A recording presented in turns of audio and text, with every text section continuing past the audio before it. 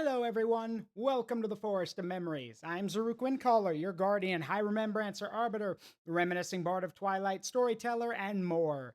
Hope you're all doing well today. Apologies about the mix-up. So, I was supposed to be doing something with Stella Cosmos today, but I did not get an invite to her Discord. I did not get an invite on how we were going to be setting everything up. All I was told was just like, "Oh, hey, be here at 2." And I was like, "Okay, but how? I'm not part of your Discord. I don't have an invite. What are we doing? When are we doing it?" And I got nothing. So I wasn't just going to sit there and wait and miss out on streaming. So here we are. Not her fault, but again, bit of communication help would have been nice. But that aside, we're going to go ahead and hop right into it. So we're going back to Total War Warhammer 3 and hopefully about to finish up the campaign. I said that last time. For those who are new, this is the Millennium mod, which basically turns all of the Empire's troops into World War I German troops. It is basically the game. Well, I'm not gonna say it's God mode because you are still vulnerable. You can still lose fights, and also all of your dudes are stupidly expensive. So, yeah, early on, if you don't have the proper setup, you can get bodied by everyone. But the moment you get going, no one can stop you. To quote Russian Badger, or to paraphrase Russian Badger, as far as I know, this old world belongs to me, and the weak should fear the strong. So yeah. But hope y'all are doing well. Just a quick reminder to let you guys know. I know we have no, not many people are here right now, but I'm just going to mention it anyway. We're coming into the last 11 days of the month, which means that the growth drive will be ending in 11 days. It's technically, we've hit our goal, but any money that we now donate goes toward, any money that's donated now goes toward our extended milestone goals, which we have quite a few. But again, that's just if people feel like, being generous. We've hit our goal. But if you guys want to, we do have another cameo slot open for, I think at like our second milestone, I believe, with the extended stuff. But again, don't donate beyond your means. That's only if we can. So in the meantime, welcome back to the old world. As y'all know, everything in red is mine. And we're currently trying to get rid of the Wood Elves. We just have one more Wood Elf faction to get rid of, the Daughters of Twilight. But unfortunately, according to this, or at least from what we can see, I don't know where they are. Like, I can see some of their settlements. Like, there's one and there's one. But the weirdest thing is that apparently they have more. I think not. But I don't know where they are. Like, I'll show y'all. So, in Total War Warhammer 3, once you, if you're fighting a faction or dealing with, or, maybe you've done diplomacy with them, it'll tell you how many settlements they had left. Currently, the Heralds of Ariel are who we're fighting now. They're the last faction we got to deal with. They've got 5 settlements left. We've found 2 of them. They're right over here. So, like, here and here. But I don't know where the last 3 are. And I don't want to be running all over the place. So I'm hoping we can find them without conquering the world, because I can't be everywhere at once. So let's quickly... Whoop. Headphones fell off.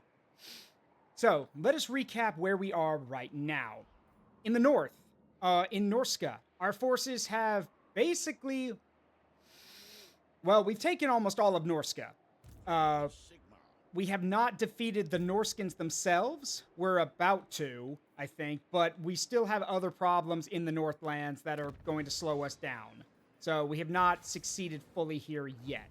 I will marshal the band. But our armies are in really good shape, so we don't have to worry about that, too much. Also, The nation yeah, speaking of which, let's get rid of Wolfric so we don't have to worry about him anymore. Bye-bye! Bye-bye, Wolfric. This time, stay dead. I'm just gonna yoink that. Nice. Okay, now does that wipe them out? Probably not, no. Yeah, if it wiped them out, they wouldn't. There wouldn't be any more dudes. But no, it's not. They have not. Yeah, they've still got a few settlements left. I think these are the last 2. Now, the problem is, As with all things, there's always another problem. The other problem is that Norska is also being controlled by the Tallymen of Pestilence. I believe that's Epidemius's faction.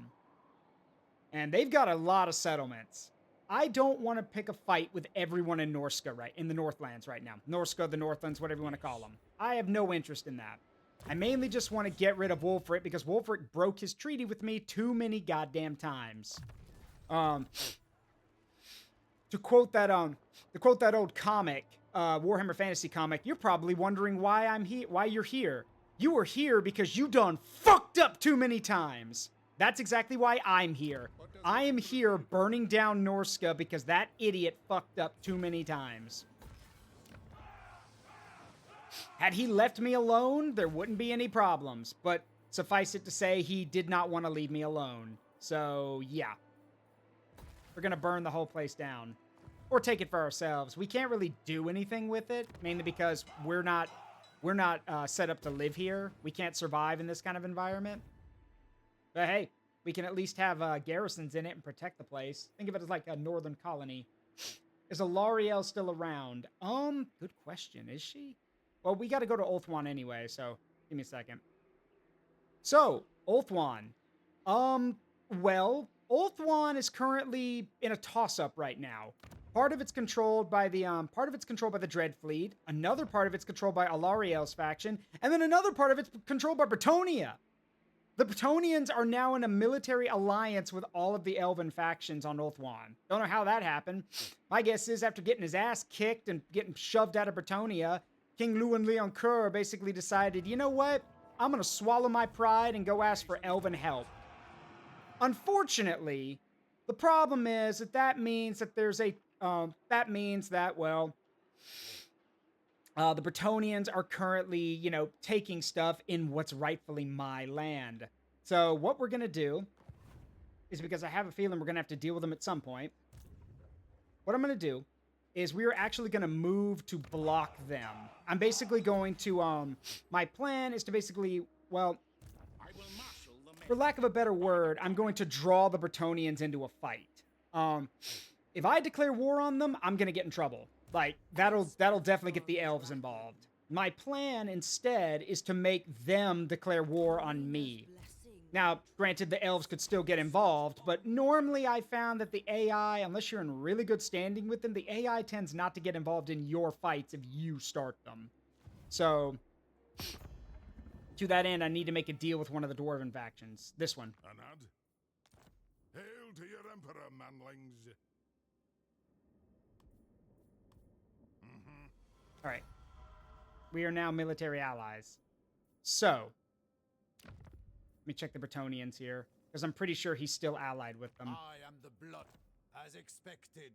France only comes calling when he needs something, but it's far too late. I don't need anything from you. In fact, well, we'll see. I don't need anything from him, honestly. Unfortunately, we're trading right now.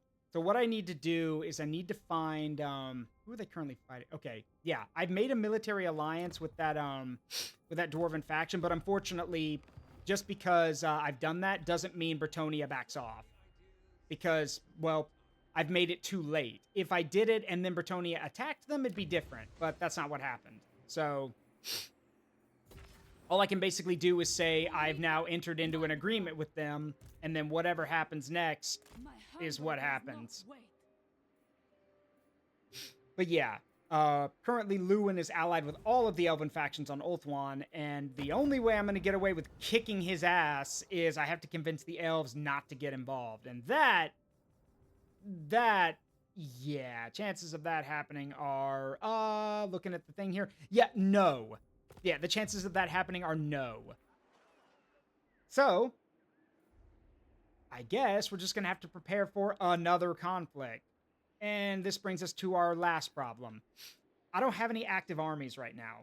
Most of my armies are, well, where they're supposed to be. I do not have any reserves to call up and, like, send to various positions. Most of them are, like, either scattered or where they should be. Like, von Ralkov is watching the border, and I don't want to pull him away from that. We have armies in Norska. We have armies in Bretonnia. And we got armies in the south fighting everything. Yeah, we're currently fighting the Skaven. So my plan now is I'm gonna hope I can make a deal with the Knights of Caledor to let me through. To the provinces. Yeah, because there's a lot of Skaven stuff over here I want to get rid of. But that involves making a deal with the Knights of Caledor, and they may not be so keen to do that. Imric is not exactly on good terms. Well, I mean, we're not on bad terms, but he's not on good terms with me either. And I know that's where the last Skaven settlement is, in Nagazar. And, well, I'd have to walk through Elven territory to get to it. So I seriously doubt he's going to let me do that. Oh, yeah, and we have another problem. Yeah, looks like the Tomb Kings are showing up. Granted, they haven't picked a fight with me. Let's hope it stays that way. But yeah, there's still a few, trying to see. I don't think there's, I think this is the last Skaven settlement they've got. Is, Morkheim over here. So I need to go take that and probably burn it to the ground. Master engineer. Unless the Tomb Kings do it, which they honestly might. Which if they do it, hey, fine by me. Hey, Silva Noob, how you doing? How are you? Yeah, how are you doing? I'm doing well. How about you?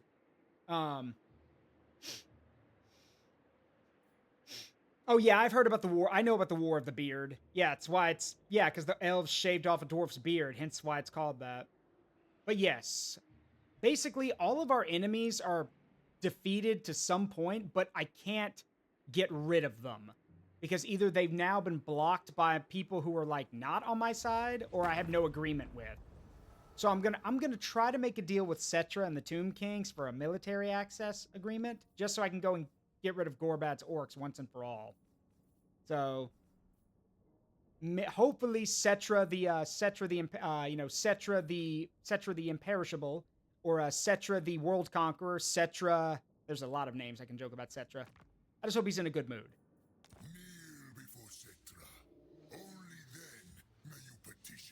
Okay, well, first of all, I'm the Emperor of the Empire, so I don't really kneel to anyone. But that said, I can bow to your ability. I can definitely do that. I respect him. So I would like a non-aggression pack, if that's cool. Even barbarians are capable of a low sort of cunning. Right. Well, I will allow that slight to just wash over me. You have not seen our power yet, so you don't know. That's totally fine. I will let that just wash over me. I think for now, I'm just going to keep it in a non-aggression pack. Cetra's rapidly expanding his empire, and I don't really want to, you know, piss him off until I have more forces down here. We're spread too damn thin right now. What does the Emperor bid?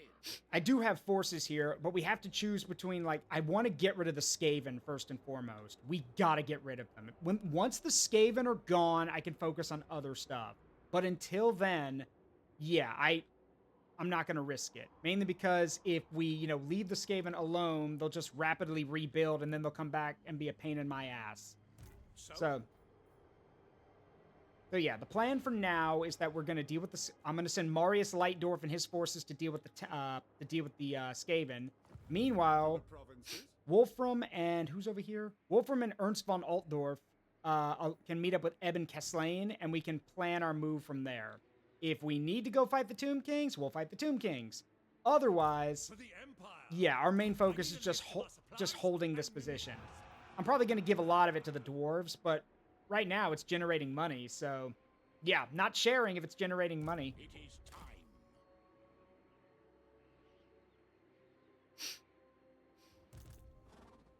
Let's see.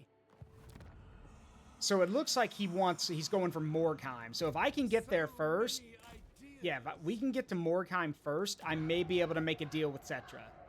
But we got to get there first. So that's the southern flank. And to the east, everything's under control at the moment. My main focuses are on the Bretonnian side of things. I cannot stand you horse-loving bastards. They're just trouncing around in here, and they think I won't do anything. Because right now I can't. because I cannot win a fight against the Bretonnians and all of the elven parts of Ulthuan. Yet. Not yet, anyway. We'll see how it goes. And to the north, we have our foothold currently here. Whoop. Oh, right, I gotta repair that. Yeah, hang on. We'll deal with that next turn. We're gonna have to fix that. And aside from that, we are currently just going around and, well, taking out the last of the Wood Elves to end their crisis so we can actually win the campaign.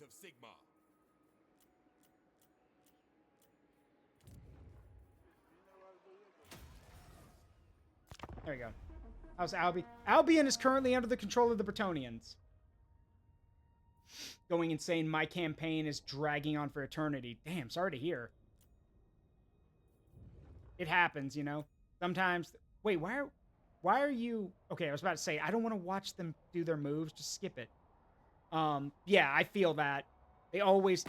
Greetings from Sigma. Tyrion, what do you want? You want? No. Considering I'm probably going to be kicking your ass soon, no. I don't want a non-aggression pact with you. Your upkeep is 0. Khorne worshipping Chaos Warriors just don't want to give up. I mean, yeah, that's how Khorne works. Khorne's guys don't know the meaning of the word give up. You got to kill them all.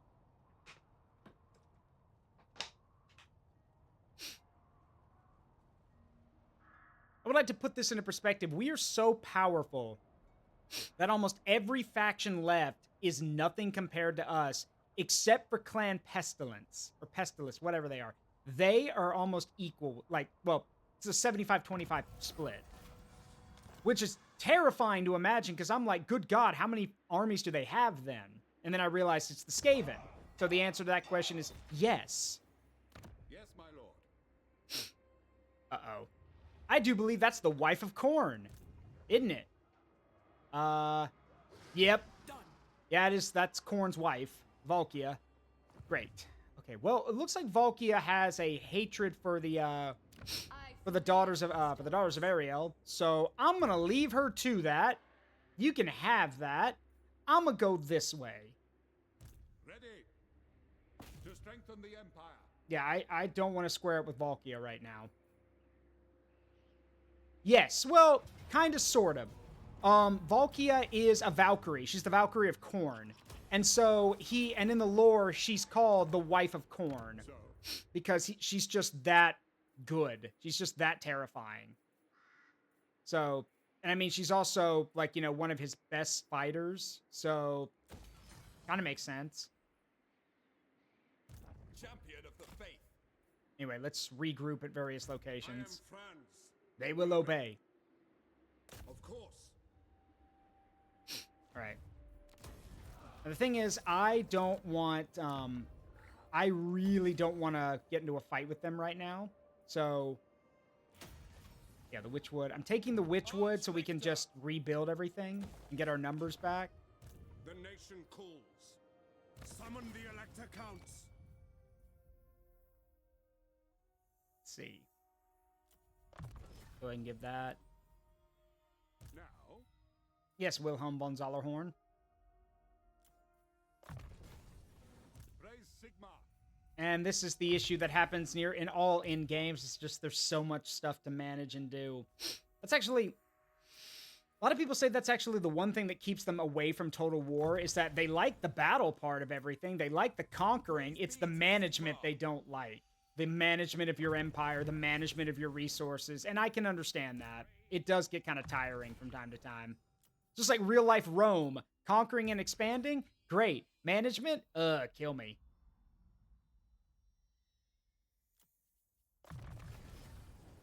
Who calls?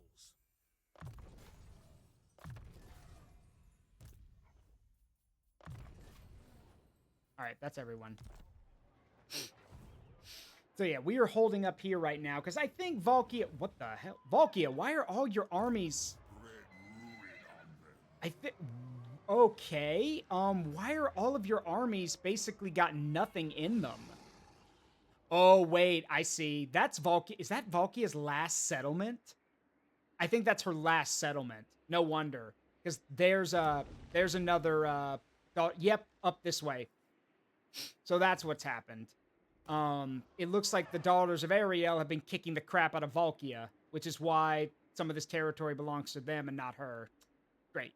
Well, maybe they'll wipe Valkia out for me, because I really don't want to get into a fight with her. I'm already fighting so many people. I don't need more fights right now. All right. Let's go back and check how everything else is going. Yeah, I get you, Sylve. Trust me, I understand. All right, Toddy, go and block their path to Blackstone Post. Like, if the Bretonnians want that last dwarven settlement, they got to go through us. And again, if the AI starts the war, then it's not on us; it's on them. So, Master Engineer. so we're gonna give them a reason. Amethyst Guardian. I'm sending forces to that area, basically. So, the longer they drag this out, the better it is for us in the long run. Right. Just upgrading everything. Okay. We are going to need another army, especially if we're eventually going to go and fight against the, go fight the elves and Ulthuan. We're going to need another army. So, let me look around a bit. The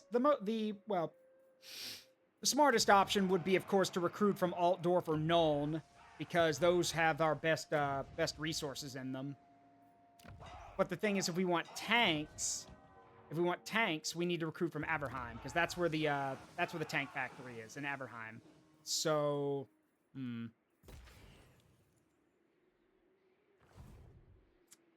I think what we'll do. Well, I'm upgrading this. I think what we'll do is we will begin recruiting the army in Averheim for a small tank platoon. We'll then head to Nuln and Altdorf to recruit to Nuln mostly. To recruit majority of the army, and we'll also stop off in Altdorf for a wizard. So, yeah, that sounds like a good idea.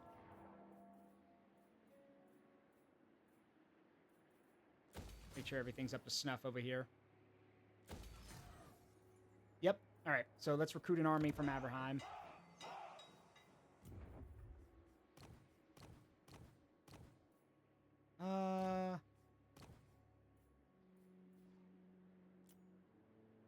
See, noble. Don't really care about that. Disciplined. Don't need melee attack. Imperious. God, you guys all suck. They're all melee focused. I have guns. We don't use melee in this army. Have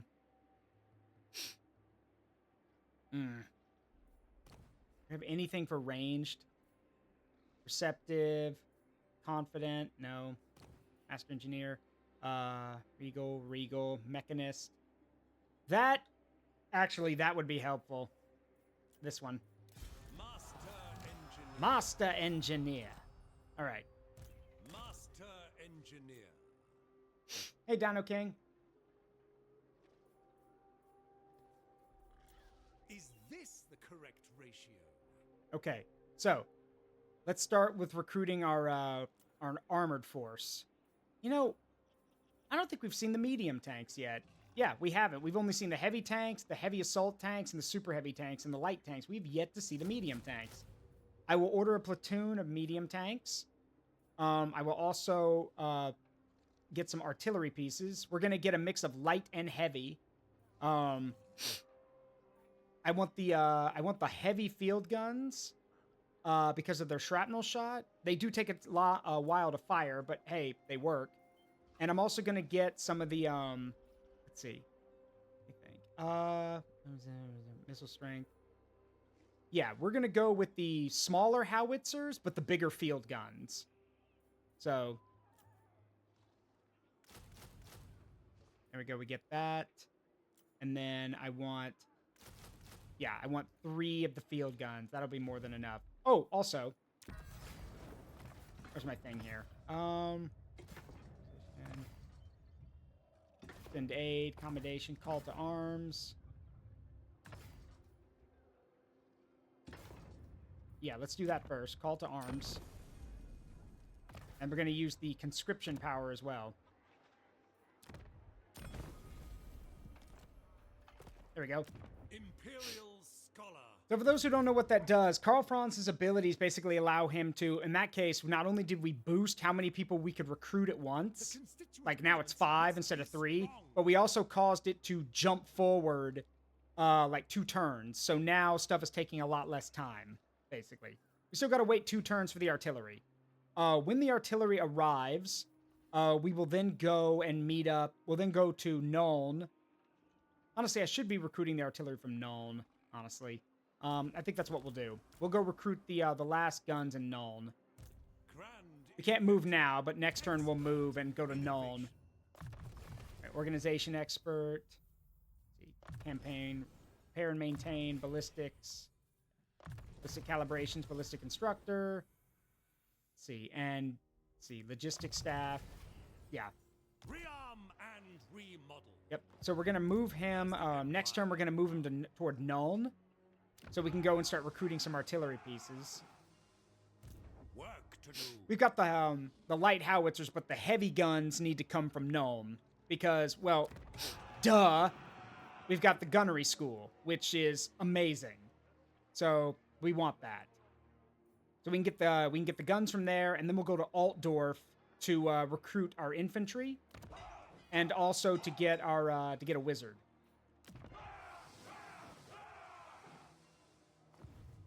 All right, let's check out everything else. Down south. Okay, we need to move quick because it looks like Cetra wants that territory, and I'm not going to let him have it. Uh-oh. But Queek is over there. Dang it. Frickin' Queek, bastard head taker.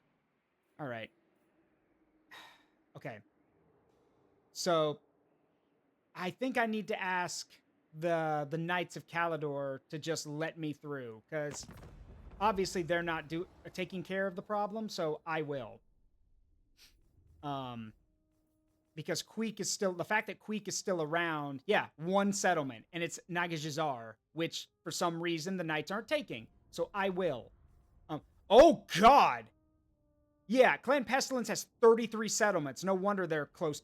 They're like it's a 75-25 split. They've got a lot of power. Good grief.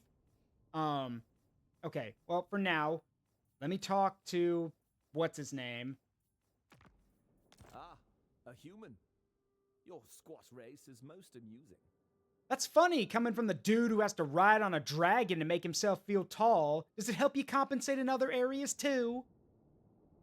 Whatever, jerk ass. Look, I'll give you some territory if you want, but I really, really need to get in there and take Nagajazar, because obviously you're not doing anything. So, like, can we come to some kind of agreement? Now, what do you want? Okay, that's not even enough to drop it by 1. Good grief. All right. So, no, he does not want to play ball. Is there anything I can do?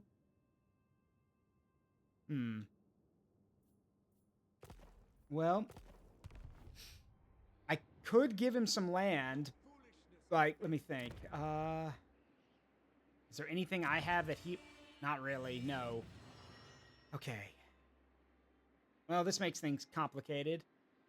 Because you can't just walk over there. We have to take the long way around to get in there. So we do need his permission. The current joke is Imrik's there because he's simping for Meow Ying. I know. I know that that's the joke.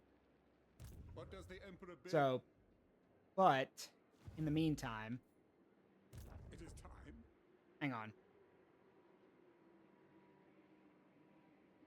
If you had a thought, it would be lonely.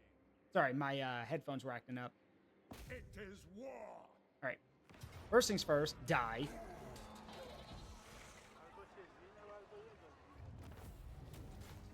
Thank you. How's the sound for the game for y'all, by the way? Is it too loud, too quiet? Y'all let me know.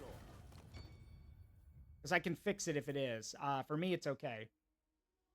But that's just for me. So if it's not loud enough for you guys, I'll turn it up. But y'all have to let me know. Okay, sounds good? All right, cool. Now, I will marshal the band. okay, we are like, this doesn't look good from a diplomatic point because I'm like standing right on the border. But again, I'd rather not be fighting at all. I need to get over there and wipe Queek out. Otherwise, he's just going to keep spawning. Pioneer of And he's got a huge army. So we... Screw it. I'm not letting Queek get away.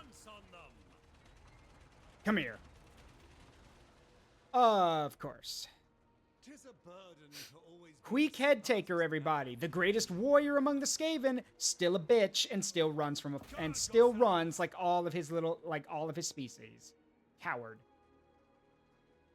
working alone. Don't know who that is, Bo and Terra. And I'm not an SCP fan. I know of them, but I'm not a fan of it. So, like, well, okay. I know who some of them are. What I mean is I know what some of them are, but I have no interest.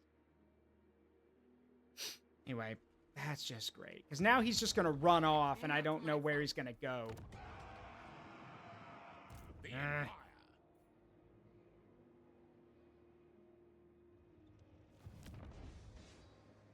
Just great. Okay, well, I'll worry about that in a minute.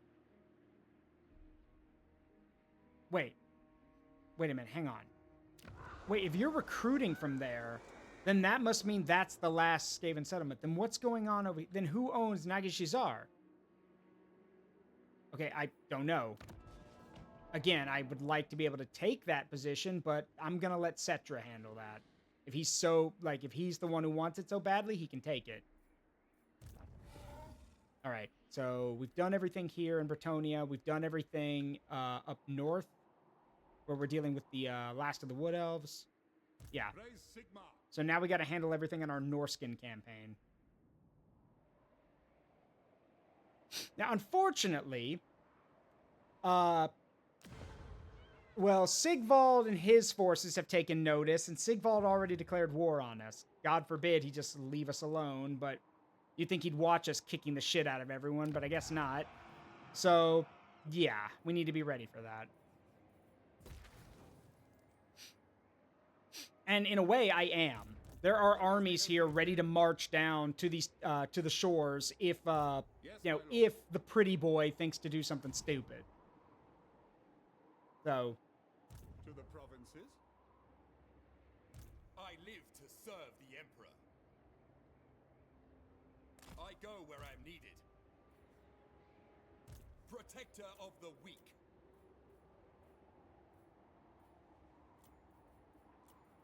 do we have? Yeah, not really. All right, I'm gonna get you some more units. You've got plenty. Those are light field guns. You need heavier stuff. Let's see. Oh, but that's gonna take forever. I mean, they work well enough, so. Have anything that I can get here rapid? Not really. Let's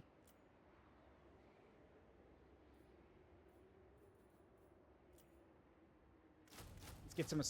Those are, yeah, it's too expensive. Why not? Let's see how good these battle wizards are. I'm curious. Custom units for this mod, but I am curious about how a platoon of battle wizards is gonna look. Now. Anyway, meanwhile, we need to keep moving so we can keep the Norskins on their toes. So I'm going to, we're going to advance out of here, out of the monolith. Wait a minute. Raise Sigma. Move. Ludenhoff, go to the Vard camp just in case.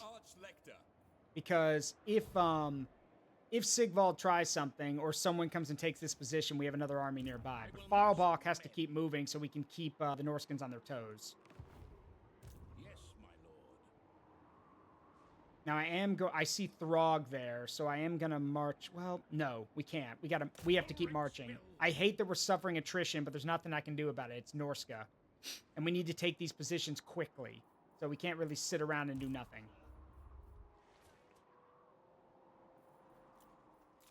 All right, next. It is time.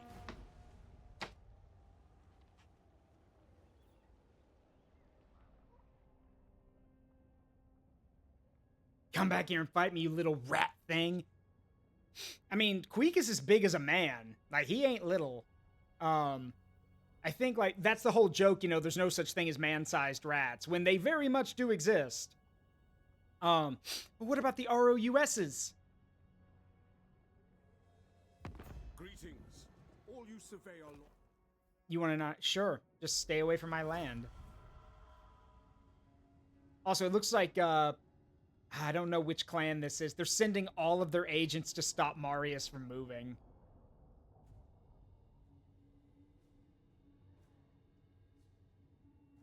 Okay, you know what?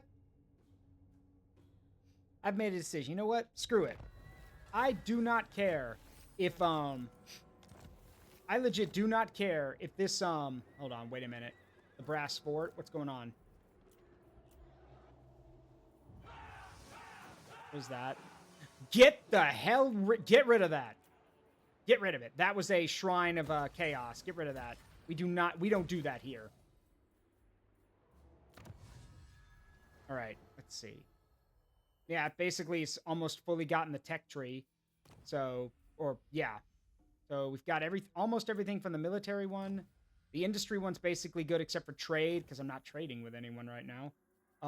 What else can we do? Fight corruption, veteran instructors.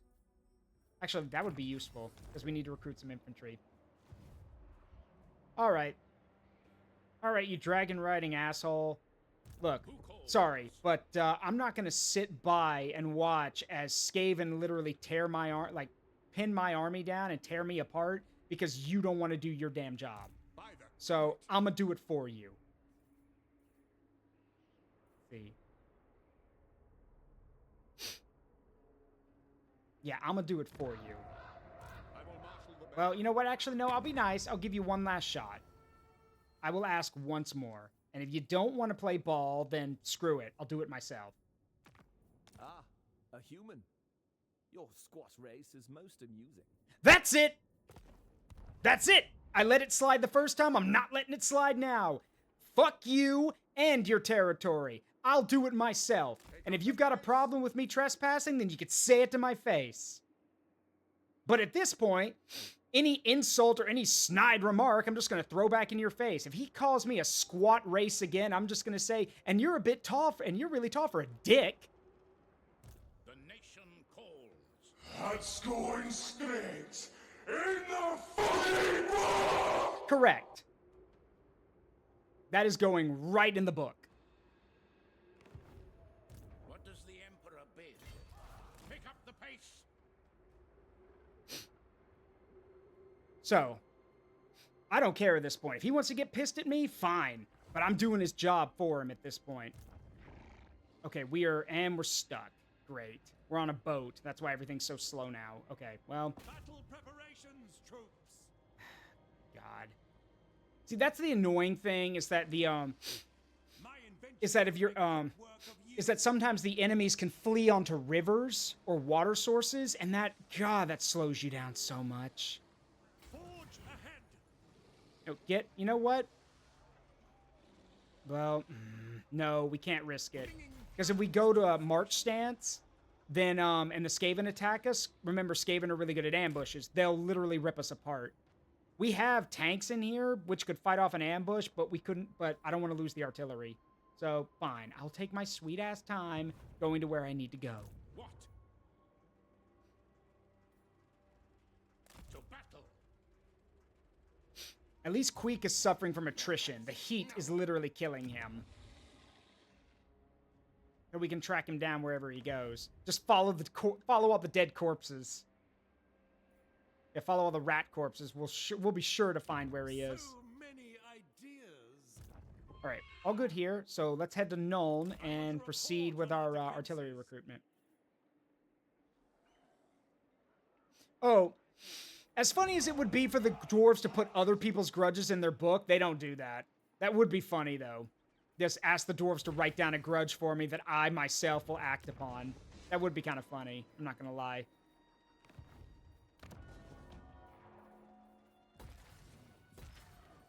All right, keep it going. We're going to block in the Bretonnians. Inspiration beckons. Like, just Yeah, Toddy, just block Lewin's path. If he tries anything, we're gonna kill him.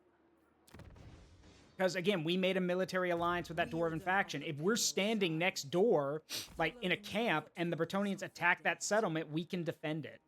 So, at least I think that's how it works.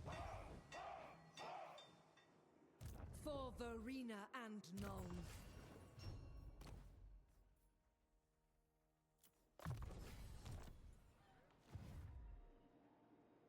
All right. Before we go to Norska, let's look how things are going over here with Carl and his expeditionary force. Oh, yeah, looks like we're gonna have to do it ourselves. I think that oh yes, I think Valkia just lost, so we're gonna have to do it ourselves. Sigmar is with us. Pillar of spiders. All right. Burn it down. Actually, you know what? No, take it. We need to replenish our numbers, so take it. Of course, we're not going to stay here, but at least it allows us to rebuild our numbers. I serve Sigmar, servant of the faith.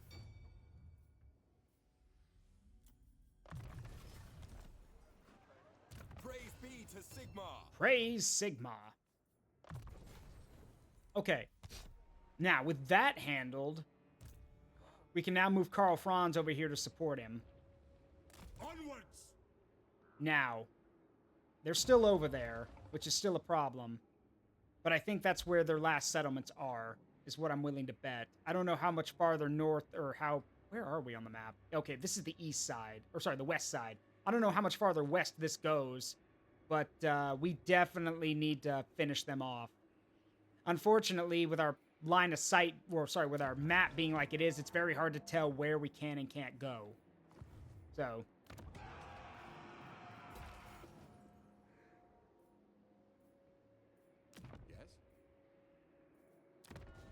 We also have a lot of scary neighbors. The Cult of Pleasure is, I was about to say all around us. Ugh. But yeah, the Cult of Pleasure is, you know, is basically on every border we've got. And while I don't want to fight with them, they may decide, you know what, screw it, let's jump the Emperor and his faction while they're here.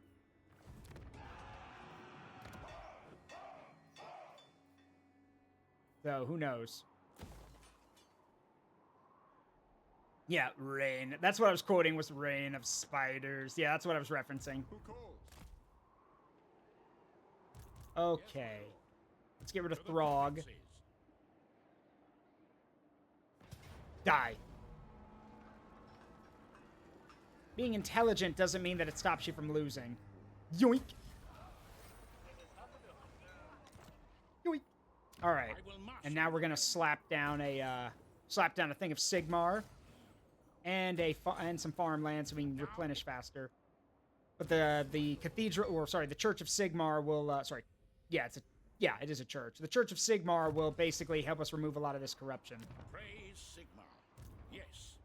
Unfortunately, just because you get rid of all the corruption doesn't mean Norska's habitable. It's still too cold for the people of the Empire. But hey, at least we're taking attrition from the cold, not the chaos corruption. And that's it. Just Winter's Pyre, and then the Norskins are out of the game.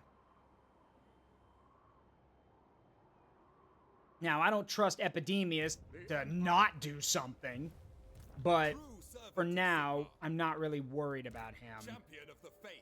No, I'm more worried about our northern neighbors. Because not only has Crag declared war on us, but so has Sigvald. So, yeah. People just can't, you know, maybe it's just me, but if I saw an army rampage through Norska and basically take all of it, my first response would not be, let's declare war on them. No, my first response would be, oh, that's not good. Maybe we should cede our own territory before we do anything, because that looks bad. But they didn't. Instead, they've decided to pick a fight with me. So we'll see how that goes for them.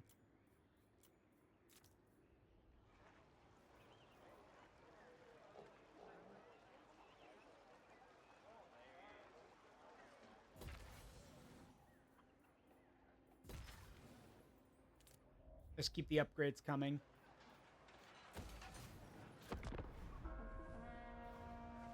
Yeah, that's the thing. I literally thought Sigvald would just sit there and watch because it's Sigvald. Like, he loves watching people get hurt or die. So that's why I'm so surprised that he actually decided to declare war on me when he's barely got any settlements. I think he's got 2. And I guess, I don't know, maybe they think that, I don't know, maybe Slaaneish's followers think death is also another form of enjoyment. Who knows? Welcome, oldest friends. Hey, of the Ungrim, Empire. what's up? The Defensive Alliance. I mean, yeah, that's fine. You're not really fighting anyone else right now that I'm not fighting, so sure, that's fine. I'm cool with that. Ordering this many slimy freaks has increased our odds of being victimized with a that, you know, it's not just up in Norska either, Wispy Whiskers. Cause, see, it's bad enough that, yeah, our northern neighbor is Sigvald, but I'm also over in the west, surrounded by Dark Elves. So, you are right on, quite right on both counts.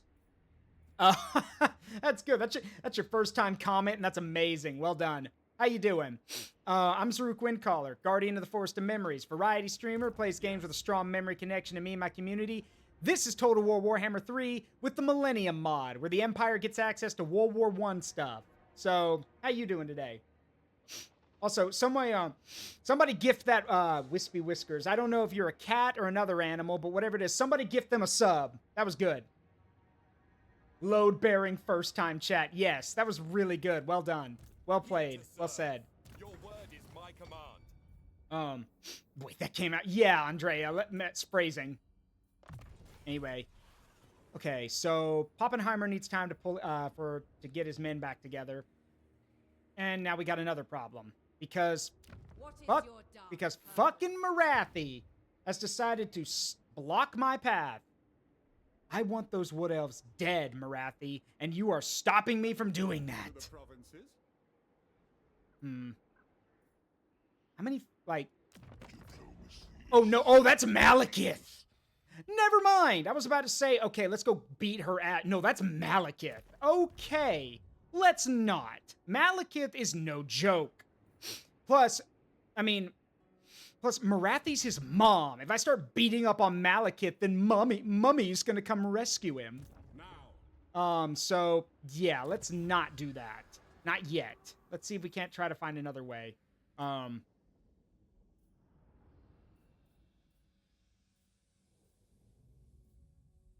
See, for Sterling. Let's see, rekindle the First Alliance. I mean, we've got the money for it. Might as well at this point. Diplomatic relations with all Order factions. Yeah, let's do that. And then I can make a deal with the, I'll try to do something with the High Elves. Because I'm pretty sure they're going to be very upset with me. Since I'm, kind of walking through their territory. Actually, you know what? No, screw it. There was only war. There was no talking. War. Okay. That's where they are. I need to get over there. And I don't want to fight Malekith. Maybe... Okay. Maybe I can strike up a deal with Malekith. Now, I know a lot of people just said, what? Yeah, look, I don't want to make a deal with him either. Malekith is not exactly the most trustworthy guy. But right now, what choice do I have? I don't want to fight him, and I need to get through his territory. So maybe, I don't know, maybe he'll agree if I give him Val's Anvil. I just want to get through. Lurks behind every syllable. Speak. I'm sure it does with a mask like that. Every syllable must be painful. Anyway, look, I'll give you Val's Anvil. Oh, you don't, oh, you're like, that's worth nothing to you. Okay. Yeah, okay, Well, for now, just, you barbaric ape.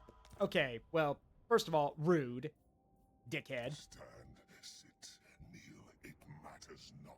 Oh, Really? Okay, that's actually pretty dope. Don't know many assholes like that who would say, I don't care if you stand, sit, or kneel, just speak. Okay, cool. That's nice of you. Is there anything else I can give him? Okay, yeah, the Temple of Adalov. We just need to make sure we don't get cut off. So, how much for? Oh, nothing for that, huh? Okay, what about the Witchwood? Oh, you don't want that at all. Okay, crap. Because, like, okay, what about the Bleakhold Fortress? Okay, you're willing to cut a deal on that one. Okay, there. That's 2 settlements to him. That, yeah, his opinion of us is rapidly improving. Good. I did just have to fork over 2 settlements, but I'm cool with that as long as I can negotiate a deal rather than having to fight him. Plus, that means that's more territory for him to deal with, not me. But until we get his permission, I'm basically stuck. And I hate that because I want to get moving. The Empire. Fine, I will fight my pride for now. We have other problems to deal with anyway. Oh yeah, now to be fair, yes, Malekith is way more trustworthy than his mom, but that's not saying much. I mean, at all. That is not saying much at all.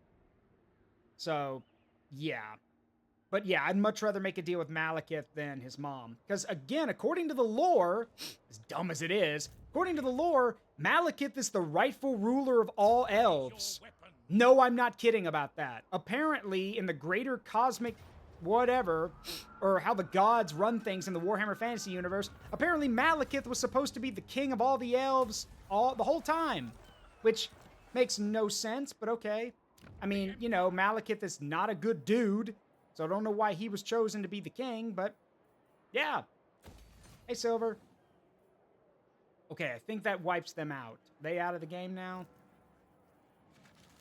No? Whoa, whoa, whoa. Of course, they've got one more. Okay. Fine, we'll continue to hoof it until we get rid of, like, freaking Wulfric the Wanderer keeps wandering away from his death. How many times do I have to teach you this lesson, you Norscan bastard? Yes, my lord. All right. So next turn, I will begin the march to Krakadrak, and if we take that, then yeah, then we're done with the Norscan faction. We're done with the World Walkers, which means no more Throg and no more Wulfric. Thank God. After that. Don't know. We could sick our armies on Epidemius' faction, but I'd rather not fight a Nurgle follower when we've literally got, you know, Sigvald and his femboy empire to our north. I was about to say, I don't know who to trust more, the Plague dude or the creepy Slaanesh follower. And then I realized, Zaruk, that's a stupid question. You don't trust either of them, but if you had to, pick the Nurgle follower, because at least they actually have some kind of honor. Very little, but at least they have something. Slaanesh followers would make a deal and then backstab you for the fun of it.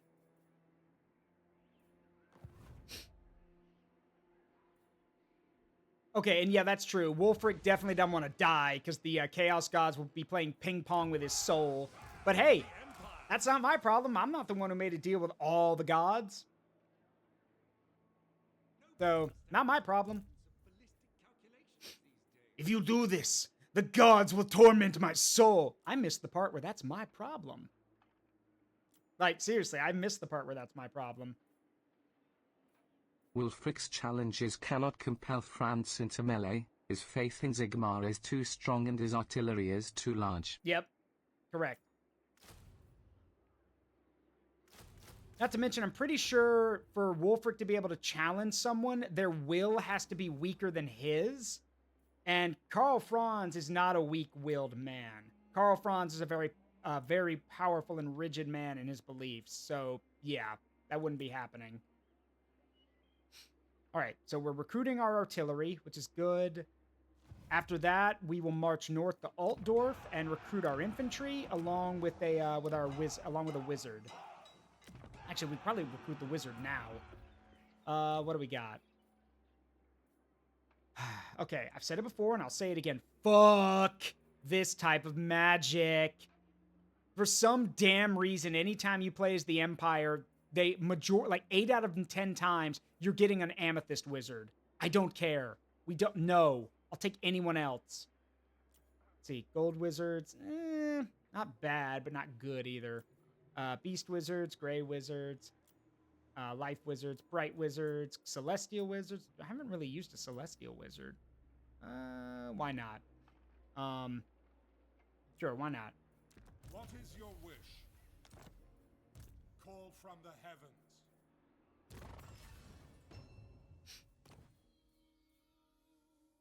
Let's see, so we want Harmonic Convergence, Star Student, and then we're going to go with that, and then let's see, we've got Roiling Skies, Wind Blast, Curse of the Midnight Wind. Not a bad spell, except I don't plan on letting people get that close. Let's see, Wind Blast.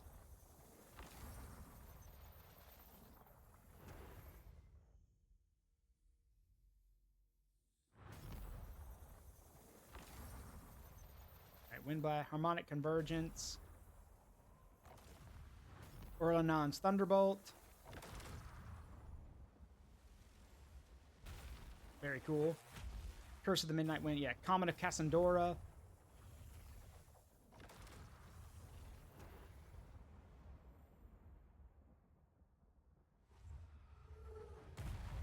And then Chain Lightning, which is the Vortex spell. Yeah, let's go with Orlanon's Thunderbolt, Evasion, and then I want to go with Comet of Cassandora, along with Earthling, Magical Reserves, and Arcane Conduit. Yeah, I don't need that many spells. My guns are powerful enough. I don't need a ton of magic. All right, we got an ad playing, so I'm not going to move the turn forward. We're just going to do a little bit of cleanup for now. It's like I've said before, not everyone can afford a sub. And I don't want to fly through the game or skip stuff, so we're not going to do anything right now. I'm just going to do some upkeep here and there.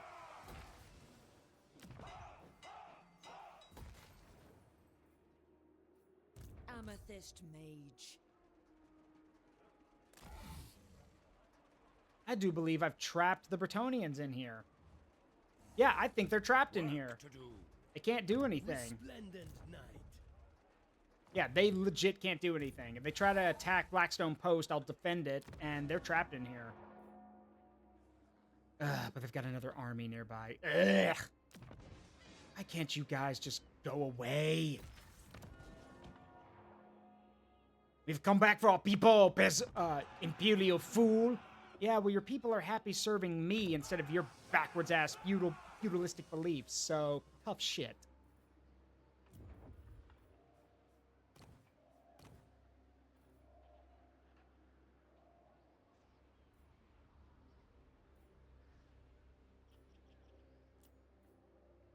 Yeah, there's an ad going on. Don't worry, it'll be over in a minute.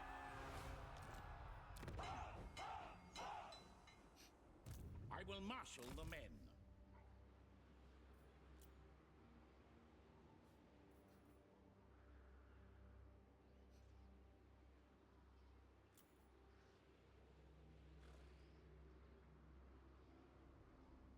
That's weird. And there's supposed to be a thing in here for... Huh. That's weird. Wasn't there supposed to be a... Huh.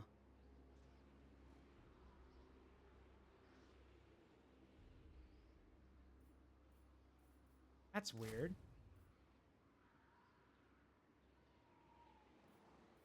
That's really weird. Wasn't there supposed to be a thing in here about...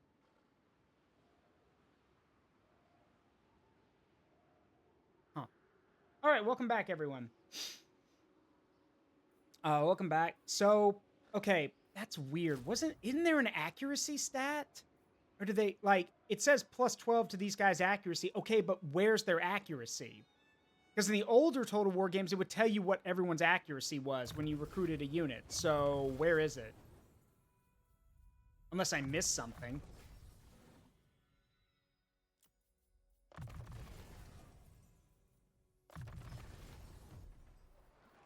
Yeah, because, like, I want to recruit the, some Imperial Marines. But yeah, where's their accuracy stat?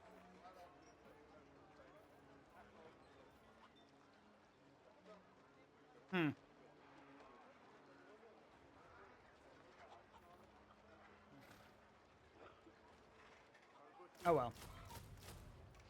Those are field pioneers. Where are the... Yeah, those one. The fortress pioneers. Let's get some of those.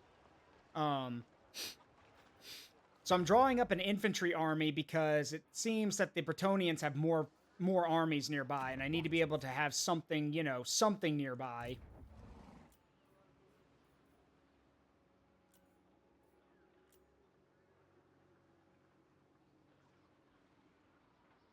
With that being the case, I'm not going to focus a lot on artillery with this one. We'll have, like, 2 field guns, but most of our stuff is going to be heavy MG and infantry. Because, well, sure, you might be fast, and you might have some really good, you know, you might be fast, and you might have some really good horses, but fat lot of good that does you if the horses are dead, because they keep getting shot by machine gun fire.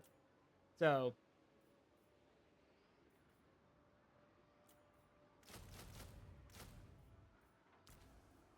doesn't have to be a big army either. All right. Am I a Lamian? Okay, over here with the elves, or rather in elven territory, it's time to finish off the Skaven. Or some of them anyway. Come here, you! Get him, Marius. Dead. Good riddance.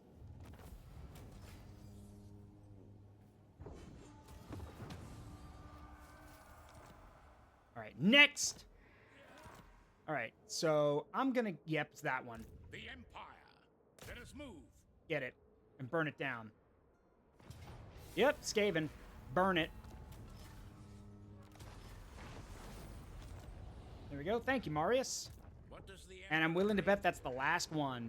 Crookback Mountains. And that'll get rid of this faction. Or this Skaven faction. Meanwhile... What? we gotta navigate through there. Great. Okay. What does the Emperor Sure, build? why not? Come on, Wolfram. So we gotta navigate through this narrow mountain pass to get to Nagashazar, because unlike the dwarves and, you know, the dwarves, the orcs, and the Skaven, we can't go underground. We have to go the long way. So we have to spend 2 turns taking attrition damage to get in there. But fine, whatever. If it gets the Queek's army out of here, I'm cool with that. So, out of all the Chaos Gods, which one do you think would probably give the most practical gift? Not that you would want a gift from any of them anyway. Corn.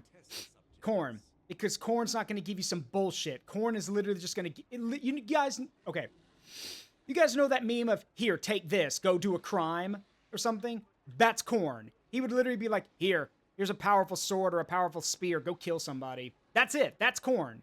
That's Corn in a nutshell. Corn is not going to bullshit you. Corn's not going to give you anything stupid.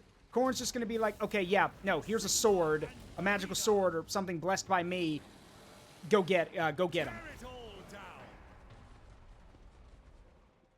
That's Corn in a nutshell. So, for Pete's sake, why? Okay, good, he didn't drive in the water. I was about to say, why are you in the water? Okay, good. So, yeah, Queek is in trouble now. His clan is in trouble. Because Clan Moors now no longer has a home. So that means Queek's army is probably the only one he's got left. So we can get rid of Queek.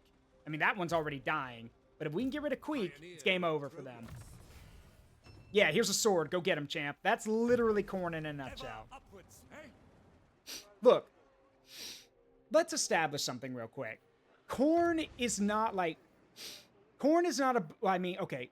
Corn does have berserker followers, but Corn himself doesn't care if you're, prefers, doesn't care if you're dumb or smart. He doesn't care.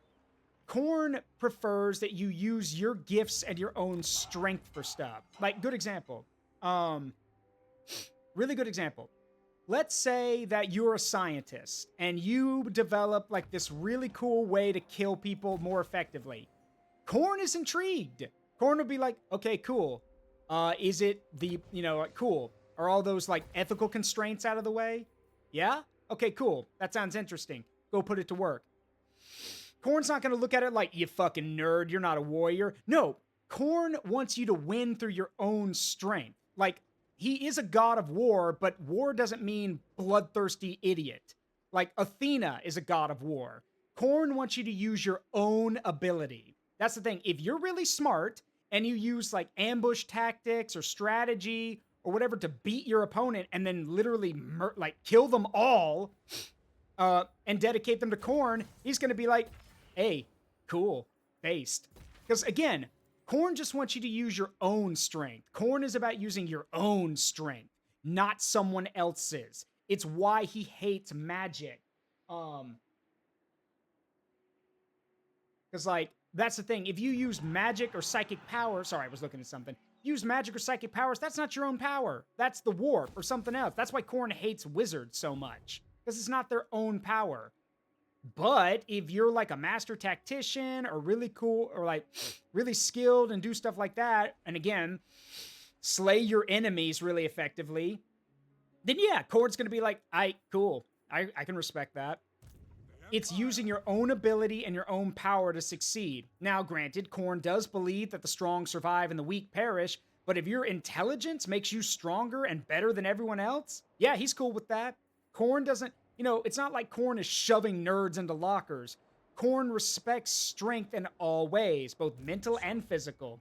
The problem, though, is that so many of Korn's followers end up becoming these blood-frothing psychopaths. Because they're so corrupted by Kornate magic and Kornate corruption. They're so corrupted by Korn that they become blood-spattered, foaming at the mouth psychopaths. Not all of them do, though. There are some who are devoted to Korn who are still perfectly lucid. And those guys are the scary ones. The ones who are like, let me put it this way. The ones who, to Korn, in his belief, the ones who, like, to Korn, he doesn't care, again, if you're smart, stupid, he doesn't care. But the guys who are perfectly lucid and blessed by him are some of the scariest people out there. Because not only are they smart, they're also physically terrifying. They are everything that a warrior needs to be. Good example, Karn the Betrayer. Karn, for the most part, is perfectly lucid in 40k. Fun fact, Karn is actually super soft-spoken. Like, in the books, both before and after his fall to Korn, he's very quiet. Karn does not talk unless he needs to talk. And when he talks, people listen. Otherwise, he keeps to himself most of the time. To him, it's like, if I have nothing to say, then why would I keep talking? So, yeah, that's Karn in a nutshell. So, yeah. And because of that, Karn is outright terrifying in battle. Karn, yeah, he's called the Betrayer because of the stuff he's done. But again, like, if Karn's on the battlefield, you're probably gonna win. Granted, win is a strong word. Because, like, yeah, you'll win the battle, but a lot of people on your own side are probably gonna die too. Because Karn doesn't discriminate. But again, Karn is perfectly lucid. Karn is even lucid enough to think to himself what's a good offering to Korn and what's not. There's a quote, or there's a passage in one of the books where Karn is rampaging across a battlefield, and in a quick moment, he looks to the left, and he sees a mother and child, like, huddled in fear, and part of him is like, I could offer that to Korn. But then another part of him is like, well, no, that's a woman and child. That's worth nothing. And he keeps going. And he processes all of that in like 2 seconds. And he's gone. Like, he doesn't even hesitate. He just goes. Because he's like, yeah, no, that's not worth it. Keep going. Like, that's, again, Karn is perfectly lucid. Even in Warhammer Fantasy, there are characters who are perfectly lucid in their worship of Korn. Maybe not as lucid as Karn the Betrayer in 40k, but there's still plenty of followers of Korn in fantasy who are lucid and are perfectly in control of their minds. So, and again, those are the scary ones. Again, it should also be noted, Korn can respect people who fight back, even if you're not gonna win, if you fight anyway and do a really good job, Khorne might take notice and reward you for it. Now, granted, if he rewards you for it, you better win, because, you know, Khorne doesn't like losers. But again, if you fight your hardest, die, then Khorne's just gonna be like, all right, you gave it your best shot, but hey, not every, you know, sometimes, you know, you can't be strong forever. You're not like me. But while you're alive, you better be on your best. Yeah, you better not lose. Because Khorne doesn't like a loser. Now, if you lose honorably, okay, sure. Khorne will probably be like, all right, well, you're still going to get punished, but I'm not going to kill you. You know, because everyone loses. Khorne's a god of honor and respect and a bunch of stuff like that. People forget that. Oh, great. There's a Tzeentch cult.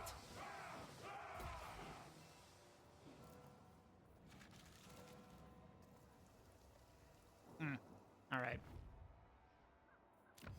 So yeah, Khorne is that's why I'd worship Khorne. Khorne wouldn't rip me off. Khorne wouldn't lie to me. Khorne would be blunt and direct with me, and in return, he'd want the same from me. His whole thing would be like, hey, don't fuck with me. Just give it your best. He goes, and you better fucking win. Like, again, failure to Khorne is like, again, failing a Chaos God is not good anyway. If you fail, well, I hope your soul wasn't that important, because failing, you know, failure to the Chaos Gods is unforgivable. But at least if you fail Khorne, you're probably going to die, so at least you get out of it. Some of the other deities may not be willing to let you go. So, you know, if you die in Khorne's name, Khorne might be like, all right, well, you're dead. At least you get to die now. Your soul might be useful later, but right now, just, you know, die, you're dead, so don't worry about it. For the Empire. All right, anyway, let's, see, we'll, need another turn to get all this done, and then we got to go to Altdorf. Okay, we'll just wait here then. Yeah, you lost, but you gave it, yeah, not worth, yeah, you lost, but you gave it your best shot. Now, that said, Khorne also believes in improving yourself. Like, Khorne firmly believes that even if you're a winner, you need to keep going. You need to keep winning, you need to keep improving, you need to keep getting better. So that's why a lot of Khorne's followers are yoked. Because they're all physically terrifying. Mentally and physically terrifying.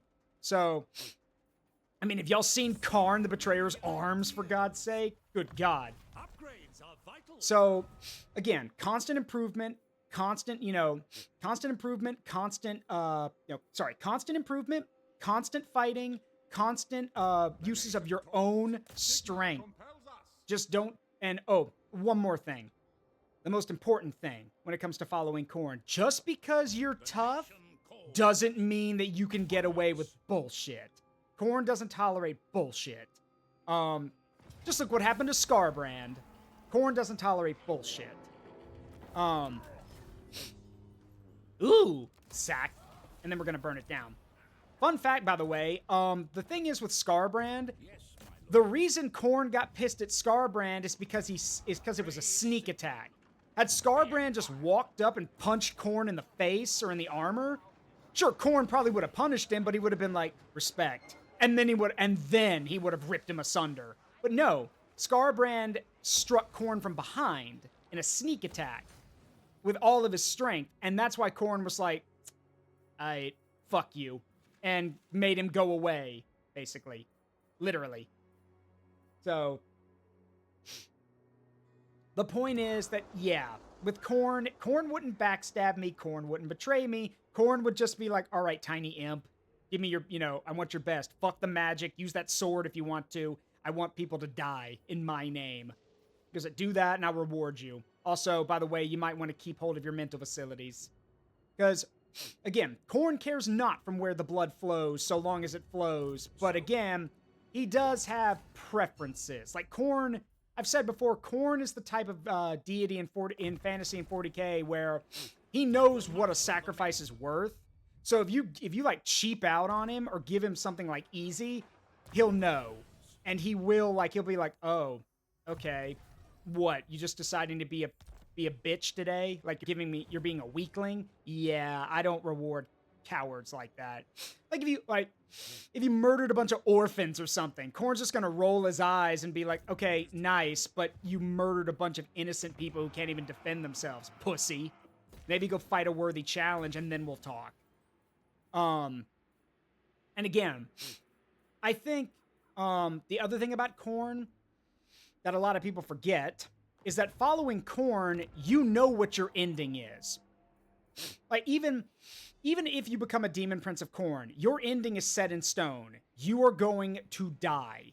That is inevitable. You are going to die in battle, more than likely. So you can have some, I guess in a sense, some kind of inner peace knowing that you'll die in battle. You know, you don't have to think about, oh, you know, will I get betrayed or any of that? No, you'll die in battle. So you can take, you know, you could take joy or some kind of joy in knowing that you won't, you know, that you'll actually live probably a fast life, unless you become a demon prince, but a fast life that will lead, you know, that'll have a lot of glory in it, and then you die. So, yeah. Oh yeah, Korn has standards. Absolutely he does. He is the god of honor, after all. I think a lot of people don't know that all of the chaos deities, yes, they're evil, but even from that evil, they also represent other things. For example, Korn is honor, justice, loyalty, that kind of stuff. Tzeentch is progress, change, because again, change is not good or bad. Progress, change, intelligence. Slanesh is joy, reverence, you know, those kind of things. Nurgle is the life cycle. Life, death, rebirth, so on and so forth. Nurgle is also a god of medicine, in a sense, because remember, every time Nurgle makes a plague, someone learns to counter it. Like, if Nurgle wanted to make the ultimate plague that could kill everyone, he would. But not only is that against the idea of the Chaos Gods doing something like that, but Nurgle is also always learning something, and he thinks it's kind of cool to see people try to fight his diseases. So, yeah. And most importantly, as anyone will tell you, and remember, grandfather loves you. Because, yeah, Nurgle gives a shit about his followers. Mind you, his way of giving a shit is very different, but hey, he still loves you. Just don't disappoint him and there won't be any problems. Because if you disappoint Grandfather Nurgle, well, there will be punishments. And trust me, out of all the Chaos Gods you don't want to disappoint, it's probably Nurgle, because Nurgle, despite being the god of plagues, decay, and all that stuff, Nurgle's got a really sick sense of humor, pun intended, because the way he does things is kind of weird. Well, not weird, it's ironic how he does things. Case in point, in Warhammer Mark of Chaos, which is the old RTS game I've shown y'all before, Count Otto von Gruber, one of the antagonists, well, yeah, the main, one of the antagonists of the game, Gruber made a deal with Nurgle to stop him from dying of this cancerous ulcer. That was basically like this cankerous ulcer that was spreading throughout him. He was literally dying of some kind of very bad cancer. And he made a deal with Nurgle, but if Nurgle kept him alive, then Otto von Gruber would basically serve Nurgle, which he did. And it kind of leads to all the stuff in the game. Well, when Gruber fails, because duh, of course he has to, he's the villain. When Gruber fails, how does Nurgle punish him? By literally bringing back the cancer and revealing that, oh, it was never gone. Nurgle just stopped it from spreading for about 30 years. So how did Nurgle punish him? Having the cancer spread 30 years' time in about 10 seconds.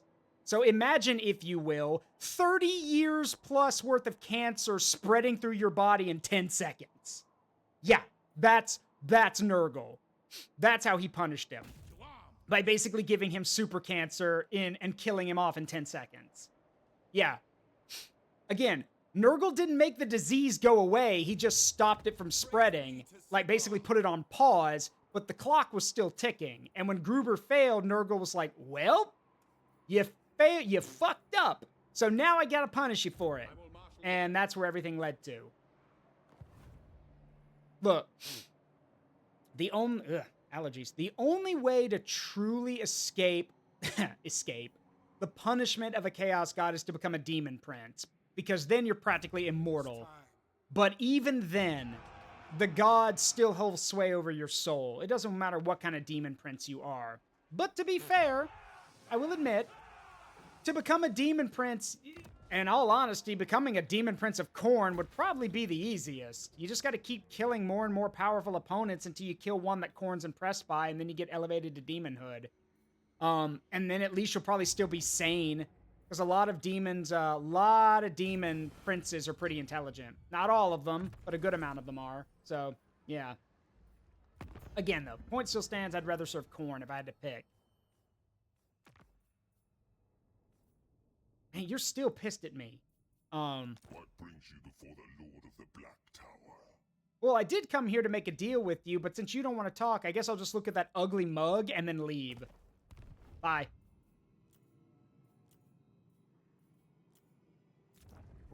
You gave me something valuable, so I will forgive that transgression. Slept with his mother, said what? What? And no, I'm not joking about that. Malekith slept with his mom. That is canon in the lore. Which is why I just made the joke, slept with his mom, said what? Because yeah, he did do that. Here to serve. And yes, that is also true. Becoming a demon prince means you have to gaze upon the gods of chaos, and a mortal can't do that. Substantial modifications. Yes, I know that, Andrea. I know it's Isha who gives the cures to people, but Nurgle still likes seeing people succeed. Remember, to Nurgle, spreading his diseases and seeing people suffering from it is, to him, he thinks that's people being happy about it. Because, remember, I said Nurgle kind of represents the life cycle. Nurgle may champion stagnation in some aspects, but again, life, death, rebirth. That's Nurgle's thing. And Nurgle believes that as things change and people, as these diseases hurt people, if they die, then to him, that's a good thing. They basically get to experience their life. They get to experience those diseases and then die, and then get to do the life cycle again. Nurgle knows he's hurting people, but to him, their pain, he genuinely doesn't know. He genuinely thinks that people are praising him when they're suffering from his diseases. Oh, yeah, also, the, becoming a chaos spawn. That's also true. Yeah, that can happen too. If you're not powerful enough to handle becoming a demon prince, you could become a, you could become a chaos spawn, which is worse. The carnival, nope, get rid of that. Carnival of Nurgle. Fun fact about the Carnival of Nurgle building, basically it has a chance to give your characters random, random traits, basically. And one of them is, I wish I was kidding about this. One of them is it literally gives your character a buff, that like hurts people around them because Nurgle blesses you with incontinence. You literally become incontinent. And because of that literally becomes a buff that hurts people if they get close to you. I wish I was kidding. No, I am not kidding about that. That is one of the traits you can get if the Nurgle Carnival sticks around. Hey, Sturkio, open the door. What the fuck? Yeah, sorry, Sturkio. It's Warhammer. Welcome to the crazy. Yes, my lord. All right, let's finish off the World Walkers. Getting sick of this dude. Get him. Done with that. Good riddance. And, ooh, that's a lot of money. Yoink. Weave. All right, now we take it and we burn it down. We'll occupy. Why not? I'll give it up to somebody. Probably give it to the dwarves or somebody. I'm sure they'd like it. That it? They out of the game now? Please tell me they're out of the game now. They've got to be out of the game now, surely. Let me take a look. Surely they're out of the game. Like they can't have any more settlements, right? hang on.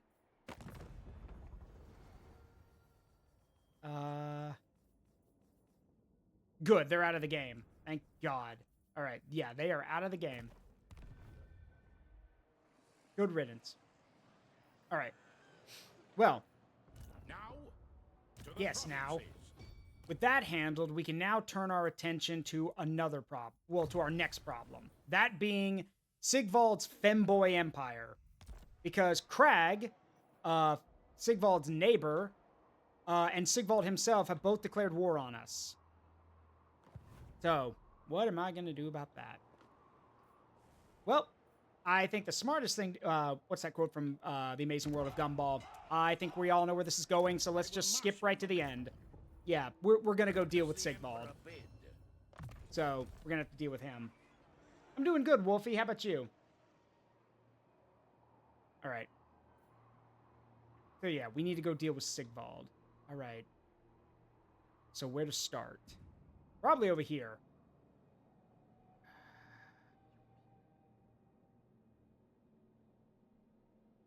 I love how... that, I don't know if y'all can hear it. That would be my phone ringing. And I know who it is. Like, here's the thing. Maybe it's just me, but like, I know I'm looking for work right now. I am looking for a job. Did it just go out the window that like you can send an email to people and it might take them time to get back with you? Because I swear to God, so many of these places that, are, that I've been applying to, they do not know the meaning of "we have lives." Like, they'll send an email, no joke, they'll send an email and like 2 minutes after the email arrives, phone rings. Like, not even give it an hour to see if anyone gets the email. No, phone rings. And then they're like, "Oh yeah, we sent you an email." Yeah, 2 minutes ago. Like, Jesus, calm down. Like, slow it down. Also, you want another example of something? Get this. You guys are going to hate this. So, yesterday, it's around 7 p.m., okay? I'm doing some stuff in my apartment, handling some stuff. I'm about ready to have dinner. My phone rings. And I'm like, okay, who would be calling on a Sunday at 7 p.m.? I look, spam call. And I'm like, all right, well, not answering that. So, and again, what I say is I'm not answering that. If it's important, they'll leave a message. So I don't answer it. No joke.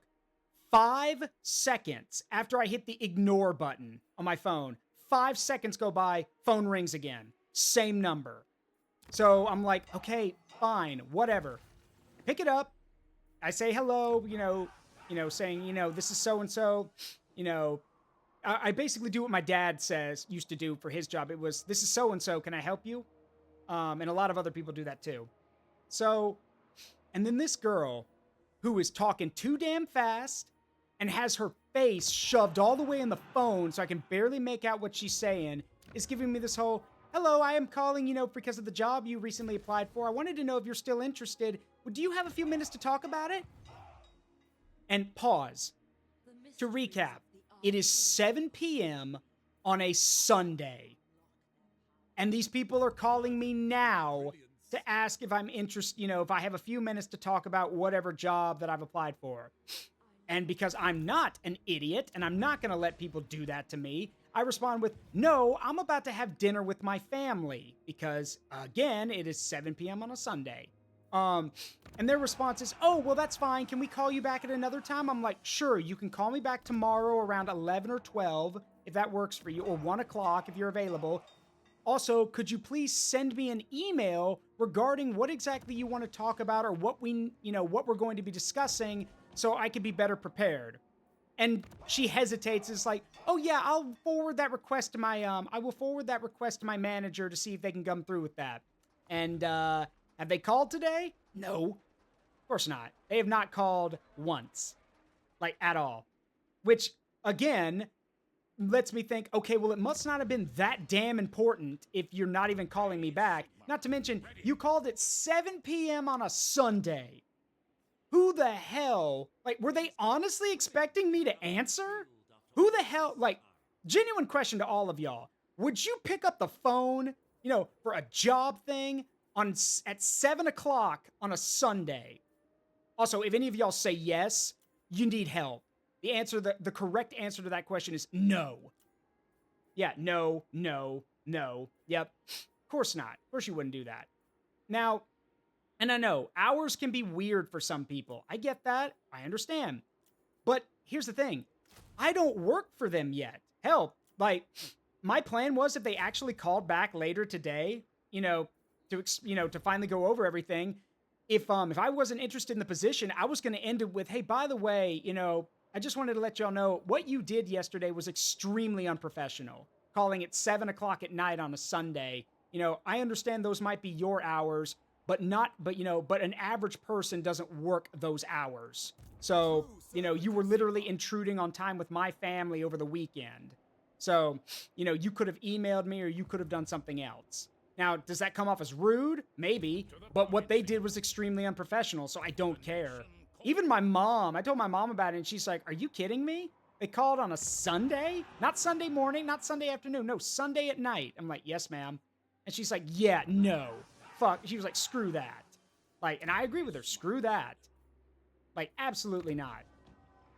Again, look, I know sometimes people work hours that are really late or past normal working hours. Okay, I can respect that. You know what I don't respect? People who don't respect other people's time. Like, I'm sorry that you have to work late, but other people don't. They don't have the same hours or schedule you do. Therefore, don't think that they do. Like, it's just like how, like, all right, your average job ends at around 4 or 5 p.m., maybe 6. But I'm going to go with 5 because that's where the whole 9 to 5 or the 8 to 4 thing comes in, okay? So by my logic, unless it is to me anyway, unless it is an outright emergency, like i.e. someone is dying or the business is burning or something like that, I'm not calling someone. Like, at all. Who the heck are you? Who is you? Clan Carrion. I don't know who that is. Blood for the blood god! Skulls for the skull crow! Hey, Red Mage. Yeah, who are you? Don't know who you are. Don't care. Skaven or evil. Burn it down. What? Yes. You have no friends, no allies coming to help you. I'm going to burn your settlement down. Absolutely not. Oh, I'm gonna lose, am I? Yeah, I severely doubt that. Yeah, I don't think, well, actually, I'm looking at stuff. I might. Most of my guys are early war riflemen, and we don't have a lot of field guns. That said, though, let me look at their stuff. A menace below. Oh, God, they got a warp bomb. Oh, no, that's not a doom rocket. Warp bomb. Honestly, we could probably win this fight. I just don't know if I have the ammunition. It's like, I don't have a resupply thing, so... All right, break off. I need to get some supplies. Praise Sigma, by Sigma's right. Yeah, we need supplies. So, let's see if I can recruit a supply vehicle. Yeah, there we go. So, yeah.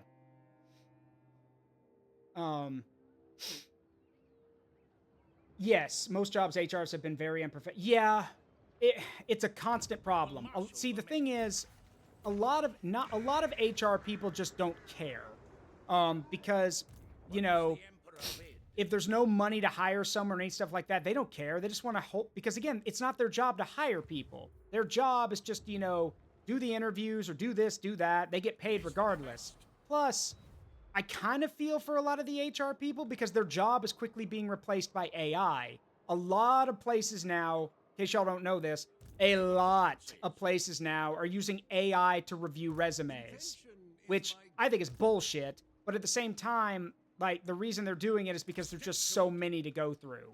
So, yeah, it's irritating, but that's just the way it is. Again, HR doesn't care about... Thing is, HR doesn't care about you. They're there for the company, not you.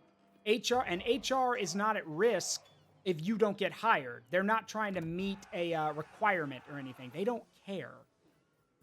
Like, the running joke has always been dismantle the HR. But the problem is we can't do that because there are some, not a lot, but there are some HR departments that do look out for their employees. And without HR, you wouldn't be able to get a severance package or anything like that. Basically, unless you can threaten with the law or like a lawyer or something, HR is not going to go to bat for you. They don't care. The best thing you can do is basically have overwhelming evidence that something's being done against you, and then HR gets involved when they realize how fucked they are. Lord of the Black Tower and King of Nagaroth. That's great, but I don't care. Right,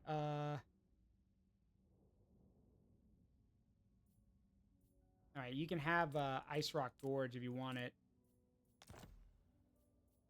Okay, so we can get a trade deal and a Okay, I don't know. Let's not do that.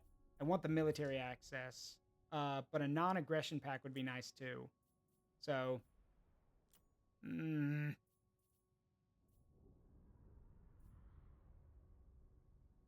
Nah, just take it. It's fine. That is also correct. They do that as well. Because remember, HR can just sometimes decide, yeah, no, I don't want to give you the job because I don't think you fit the vibe or whatever. Which is dumb too. But whatever. At this point, look, I'm willing to do almost anything at this point. Heck, like, but the thing is, even part-time places are not hiring, which is funny because these are the same people who will get up, these are the same, like, rich assholes who run these businesses who, get up on a soapbox and yell, no one wants to work. We can't find workers. We don't have people. Oh, no, I've applied. You just don't get back with me at all. And here's the thing. They can scream all they want that no one wants to work, but you want to know why they do that? Here's why. You see, there's this thing called ghost hiring. For those who don't know what that is where a place or a business claims that they have a job opening, posts it somewhere, and then begins to scream and yell about how we need these people, but no one wants to work. We can't fill these positions. We need help. Because if you have open job applications like that and don't find anyone, the federal government has to assist you by giving you money so you can cover those positions or fix that stuff because you don't have anyone. But you see, it's all part of the game. That's the thing. They yell and scream about how they can't fill the jobs, but the jobs don't exist because they keep getting money from the federal government because that's why they don't want to fill them. They don't exist and they keep getting paid, to fill them when they don't even exist. And we do not have anything in place, at least here in the US, there's nothing in place to stop that from happening.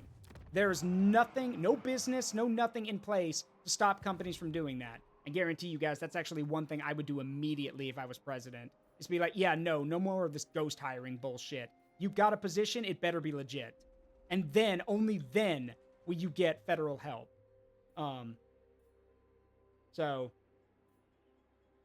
But regardless, I'm trying to find stuff. I'm trying to find things. It's just, it's hard. Very hard when you've got a master's in library science and you've worked contracting jobs and worked for the government, but places still don't want to give you the shot. Mainly because either maybe it's just me, this is just my opinion, but, if your first thought when you're looking at someone's application is, they're probably overqualified for this, that's not your fucking call to make. If they applied for the job, speaking from experience here, if I apply for the job, that means I want it. So don't roll your eyes and be like, they're overqualified for this. Who cares? If I applied for it, I hate to say it should be like this because I don't like that it should be like this, but your response should be, oh, wow, we can actually pay them less than what they're worth because they actually really need the job. I know that sounds horrible, but that makes more sense than, they're overqualified, let's not even give them the shot. Why? What do you benefit by not giving someone the chance? Hey, Swasby.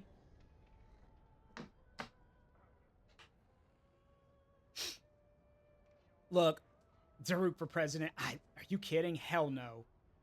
Look, the reason I wouldn't want to be any kind of political office or anything like that is because the whole system is broken.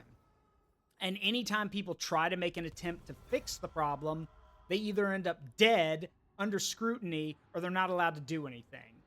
Because what's happened is you've got people now, at least in my opinion, you've got a lot of people, and this is not just political, this is just in general right now, all over the world. The thing is, it's something my grandfather taught me. If you are not trained and taught to respect power and what it's used for, and it's not instilled in you that you're supposed to use power to help people, then you become a monster. You basically look at it as, how can I benefit me, myself, and I, and nobody else? You don't care about anyone else at that point. You only care about yourself.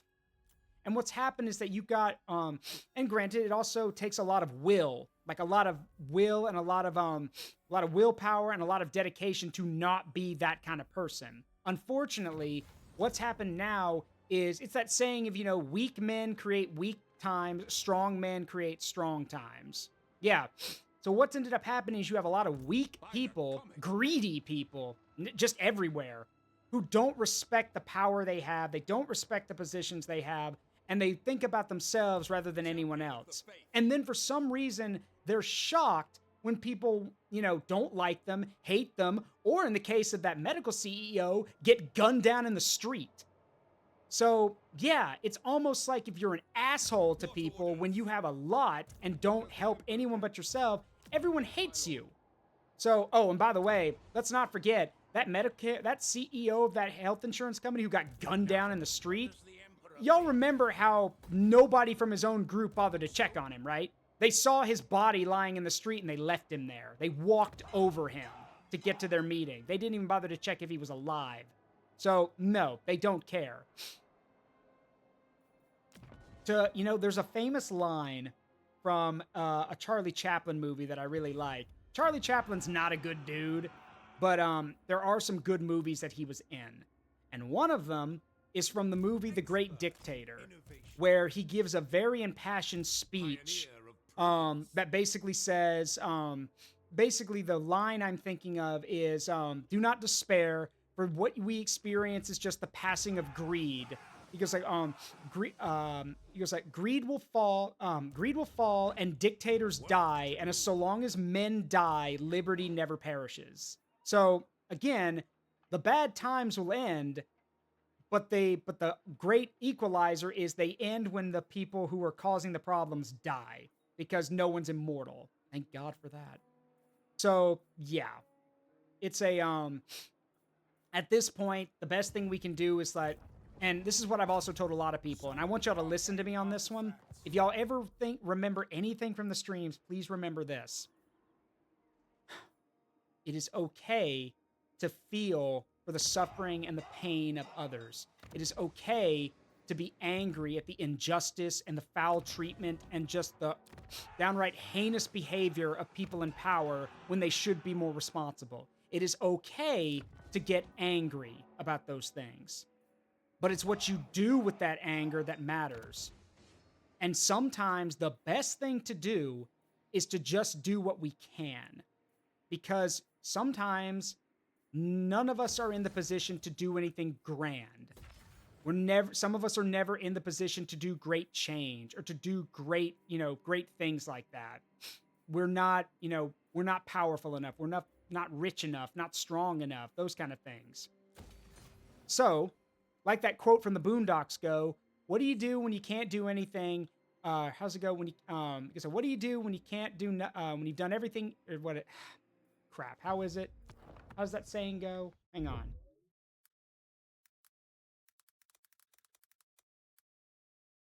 All right, how's that quote go? Yeah. See, what do you do when you can't do nothing, but there's nothing you can do? And the answer is, you do what you can. So that's what I do. I do this because I like playing games, but I also like, inspiring people and letting them know that it's going to be okay. But that's what we do. That's what we should do. We do what we can. Do what we can with where we are, with what we have and where we are. No more is asked of us. Because as far as I know, no one here is a political official. So the best thing to do is just help each other. Because if we rely on each other, we don't need to rely on the people who hurt us. And the funny thing is, as the saying goes, those people only have power if you give it to them. And I think right now what's beginning to happen, at least in the US, is that those people in power are beginning to realize, oh, they're not afraid anymore. We might have a problem. So, yeah. Regardless, just we do what we can. That's all. That's the best thing we can do right now. No more can be asked of us. Because we're not miracle workers, you know? But anyway, I've said my piece. So. And yes, yeah, eat the rich. Look, I wish we lived in a world where the rich actually did things for people. Where they, I mean, some of them do. Some of them do, but they definitely don't do enough. I wish we lived in a world where the rich would dedicate their time and their money and their resources to actually making things better for people, like on a grand scale. I wish we lived in a world like that, but we don't. We don't. It's not fair. There's a lot of things that are not fair in the world. Trust me, there's a lot of shit that ain't fair. But at the end of the day, we just got to do what we can. No one can ask any more of that from us, you know? So, I will keep doing that. I will keep doing what I can, inspiring others, being, you know, something that people like. And as I've said here, I don't stream for the money. I don't stream for that stuff. I stream because it means you guys can just have a short, a period of the day where you can data dump everything. You don't have to worry about what's going on outside. You don't have to worry about the things that are causing you grief. You can just relax for a few hours at a time. And that's definitely something I can do. So, and I'm going to keep doing it. Icket, what the hell? You're dead. How did you survive? You have nothing left. What? You've got to be kidding me. Did he somehow How? How is your whole faction still alive? I killed you. What? Hold on. I got better. Yeah, Clan Angren fucked up, didn't they? Of course they did. Because Icket was the only dude left surrounded by Clan Angren, and I guess they couldn't finish the job. Guess I have to then. Frickin' Dwarven. Right. I'll do it myself. Not now, though. I gotta finish off our orc problem first. And then I can go and deal with the, Hey, Dino King, thank you for subbing. 3 months. I appreciate it. Right, so... let me go and let's go deal with our orc problem, and then I'll deal with Icket. Because I see what he's doing. It's all of this stuff he's been taking. Like all this stuff over here. Don't I have, I do have an army nearby, actually. It's pretty far away, though. Yeah, it's the one that's being recruited now. We could send them. Might not be a bad idea, actually. Or, hang on. Or, wait a minute.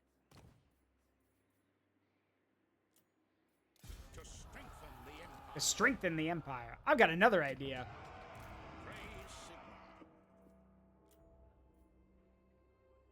See, let's go deal with our Skaven. Thorgrim, short. No, I didn't use the S word. I did not use the S word.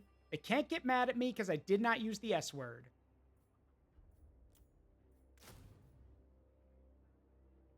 Hi, King. Now is not the time for short-sightedness. Short?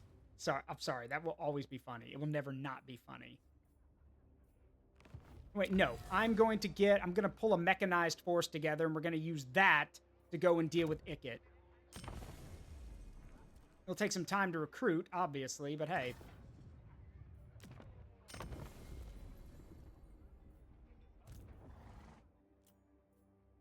But yeah, we will recruit a mechanized force that will then send after, we'll go, go crush some rats.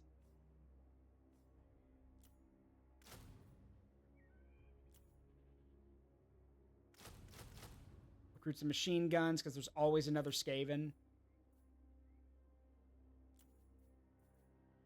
Get a supply truck for the artillery, and then I'm also going to get... Let's go with the assault tanks, and yeah, that's all we can get right now. That'll be enough. 3 turns? I can make that long. I will marshal the men. Yep, and you are going to be a general of artillery. Oh, actually, no. Never mind. There we go. We'll go with the heavy weapons. Okay. I do want to give in the I do want to give extra ammunition for our artillery though, because that's with this mod. The thing I've noticed very quickly is that your artillery can change battles, but if they run out of ammo, yeah, no, you're basically up shit creek. You need to have enough ammo for your guns to keep firing. So, anyway, Malekith, can we talk now? Are we good? What brings you before the Lord of the Black Tower? No, of course not. See, look, my guy.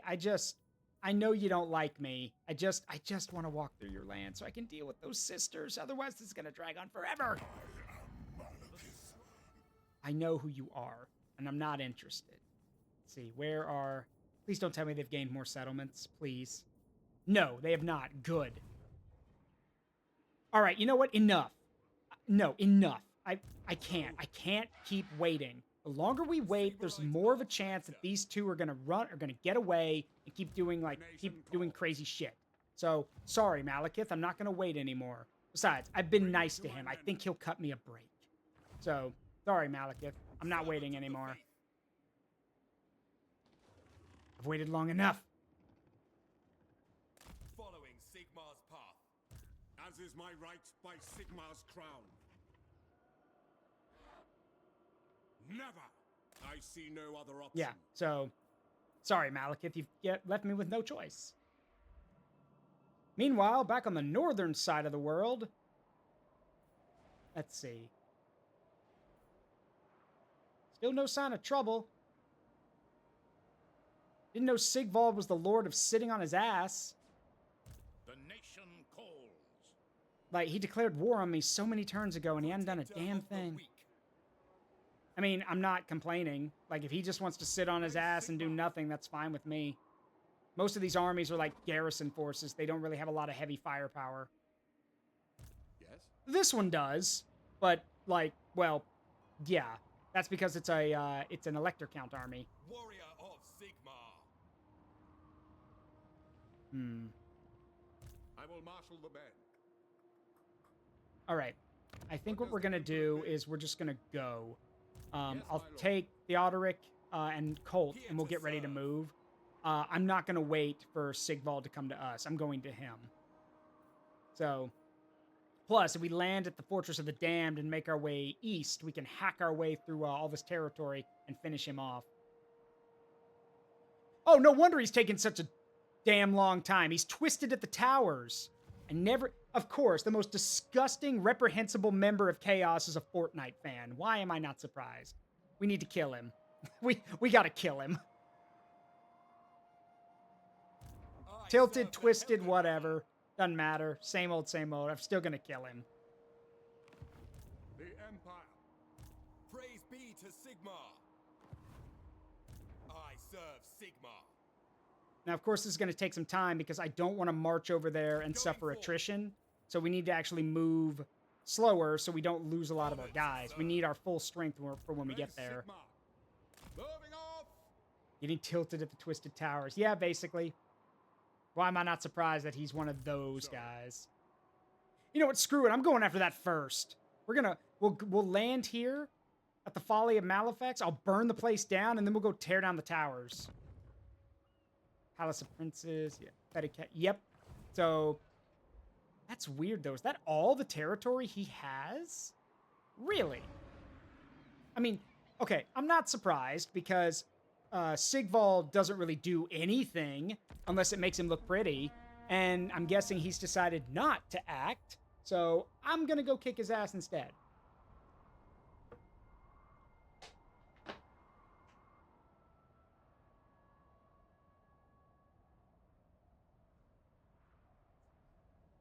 First things first, though, once the new turn starts, I need to go handle our Wood Elf problem.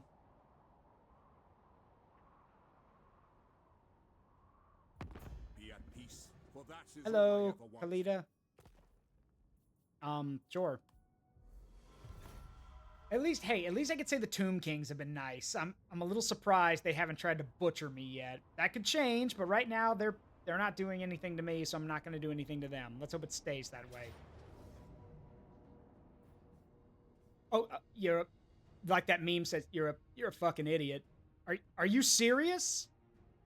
You're serious. You brought nothing but dryads.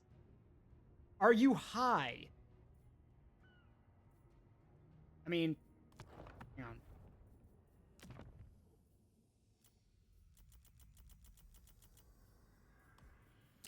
Yeah, she brought nothing but dryads. Are you really? Is that all you can recruit? All right. Now an ad's about to start, so we won't start the battle till the ad's over. Gives me time to check this.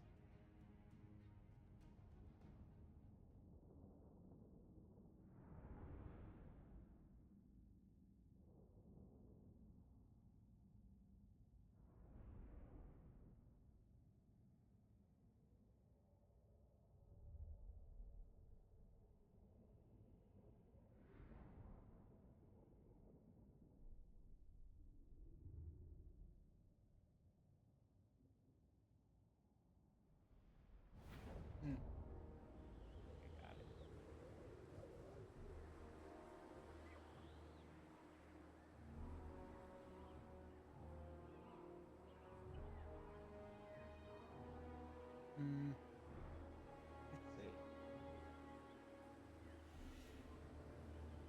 I'll get back with that. Ah, there goes my thing. Crap. Well, good thing we're waiting. That gives me some time to set this up. Sorry, everybody. I know we got an ad going on, but that's good because I need to fix my VTube studio thing. It kind of glitched out on me. Hang on. Come on.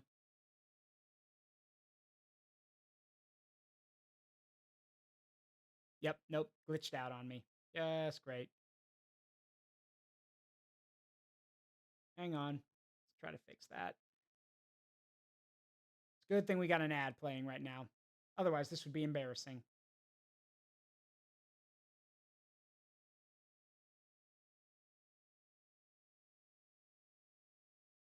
All right, got that. And then I'm gonna open this up.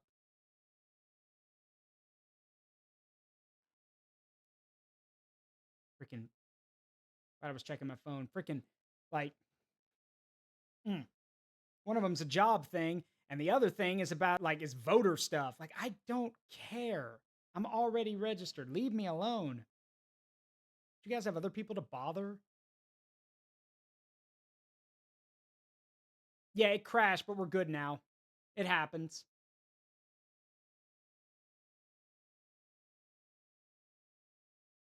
There we go.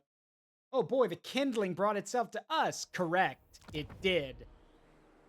Unfortunately, this is not a good map.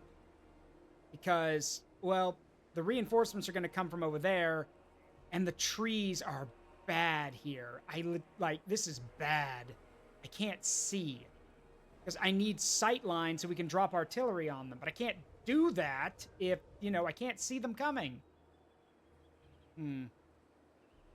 All right, I've got an idea. So what we're going to do, our assault infantry has vanguard deployment. So I'm going to put them up here so we can see, we can scope where the enemy is, or at least identify them.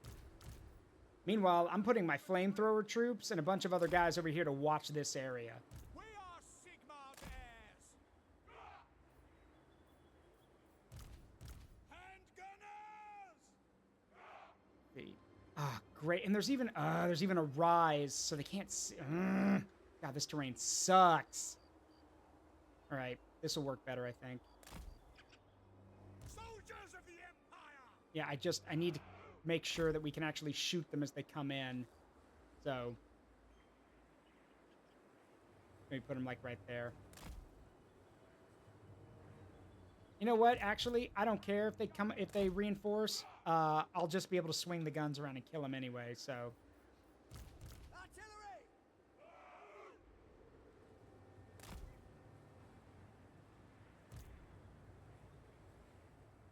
Flamethrowers are gonna guard the guard our machine guns while our riflemen set up over here.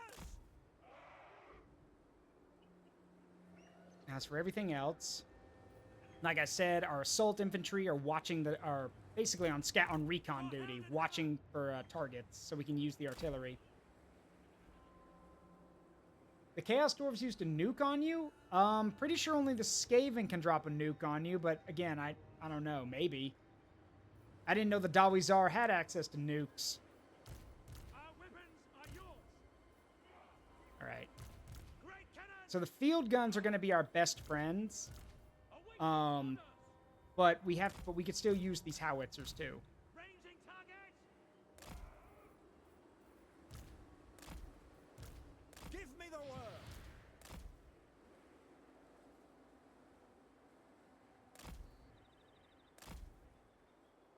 Bruh. There we go. Okay. Let's do it. Oh, wow. They're not, okay. Wow. They're going for full-on numbers, huh? All right. Yeah, they're going for full number. They're just using their numbers now. It's nothing but a straight line of dryads. They're using their numbers. Okay. Well, in that case, pull back, because that's a lot of kindling coming this way. These guys might have to fight it out. That's okay though, they can handle it. The guys on the front on the center need to pull back. Let's see.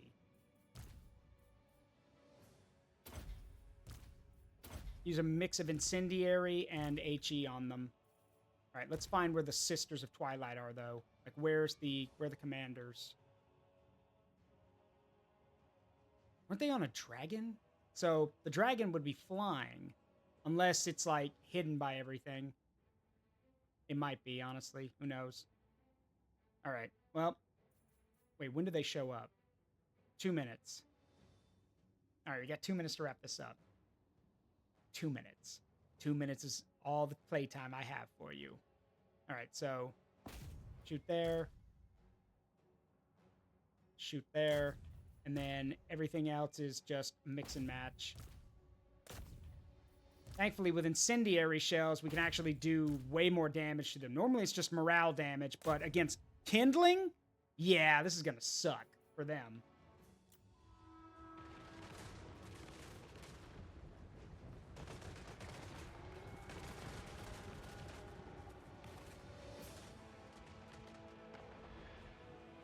Feel the power of my magic! Might as well be magic at this point. Missiles will fly. All right, let's see. You're next. And you're next. We got to keep dropping artillery on them. They're the sisters right there. Also, I need to spin some of my troops around. To the front, quickly. We're going to need rifles in a minute.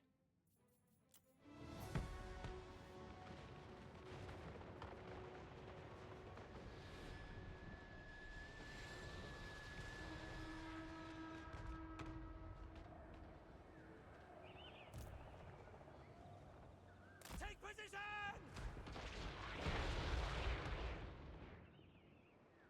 All right, we're hurting them, but we're not killing them.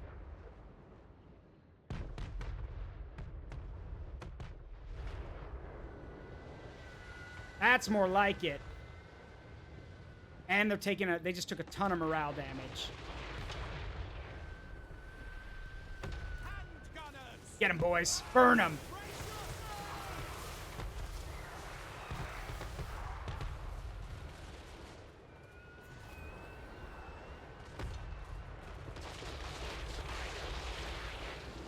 Then pay with your Then blood. pay with your blood. Take aim.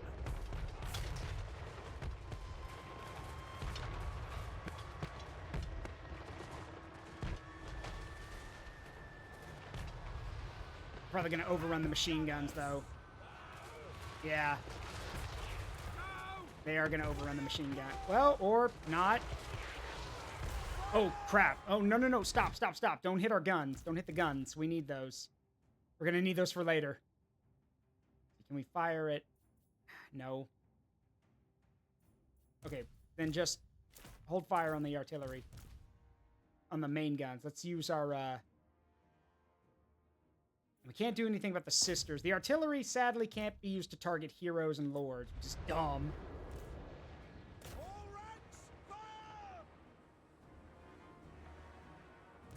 At your service!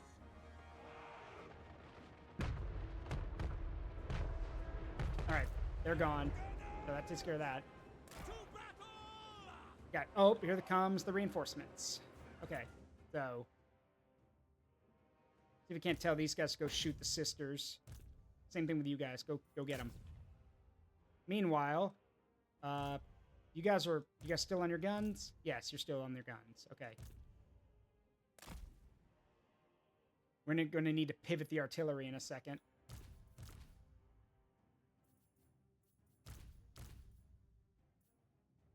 Right, get ready. Here they come.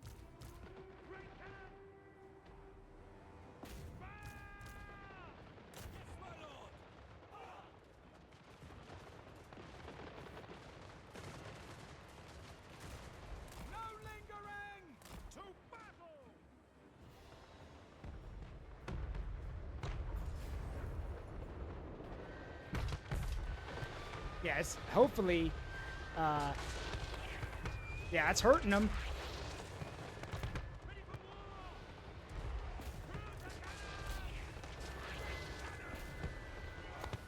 Let's just keep doing that.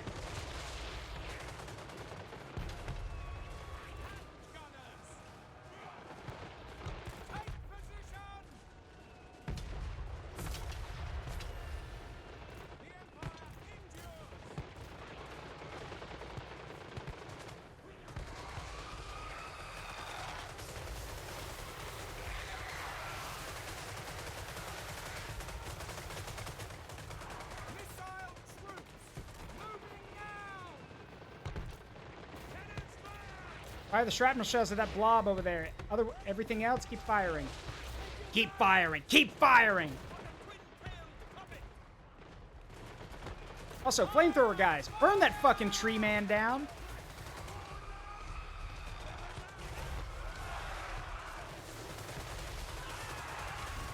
There they go.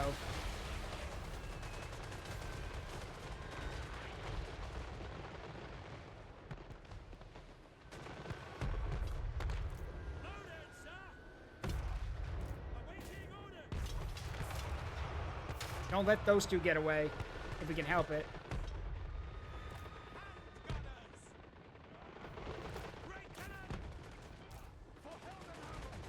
All right. Oh, crap. Yeah, they're gonna get away. Them and their bullshit healing ability. Okay, well, whatever.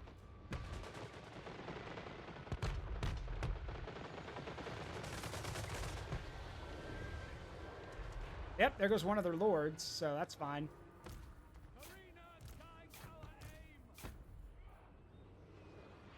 You may fire when ready. Just fire everything. Don't let him get away.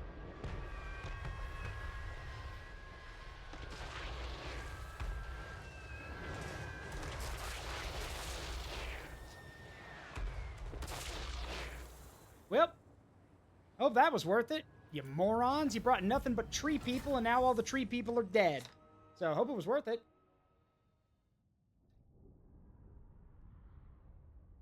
And of course, the lords did the most damage. Why am I not surprised?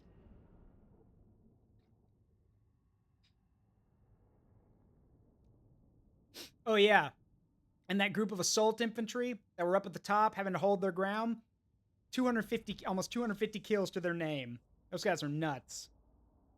And remember, these come in like units of like what, 30 or 40 or something? So these guys, these assault units, these assault infantry guys held off like multiple units of dryads by themselves.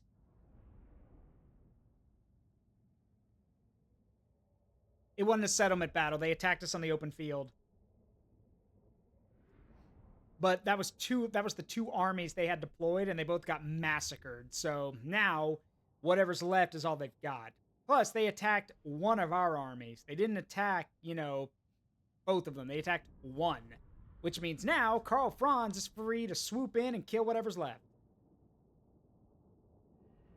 Yeah, those weren't the Karaberg trench raiders. Those were just dudes with trench clips, like, you know, semi-automatic weapons.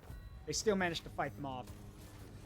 And I know someone's going to be like, oh, they got semi-automatic weapons. Oh, I see. Yep. Lewin's pissed because I'm not letting him do anything, so he's pissed. So let's see if he starts a war with me next turn. Oh. Oh, is that what we're doing? Is that what we're doing? Okay. If you want this fight, sure.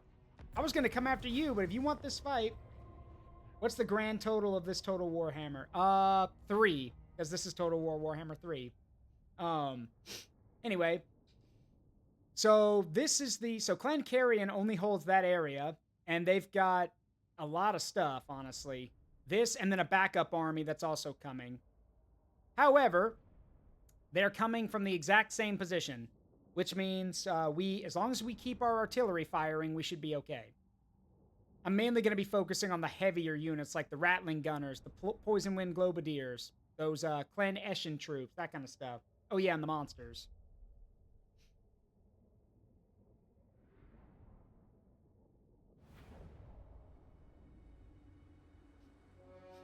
Blimps. All right, good. Plenty of open ground. This is perfect. All right.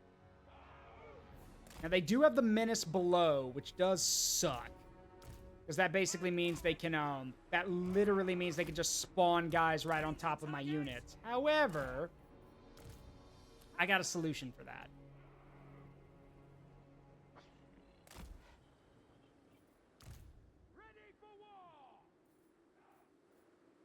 We're essentially just going to set up our guys in front and behind the, behind the artillery. And then I'm also going to put some of our units, like some of our riflemen here, just in case they decide to, to spawn on top of our stuff. We are ready.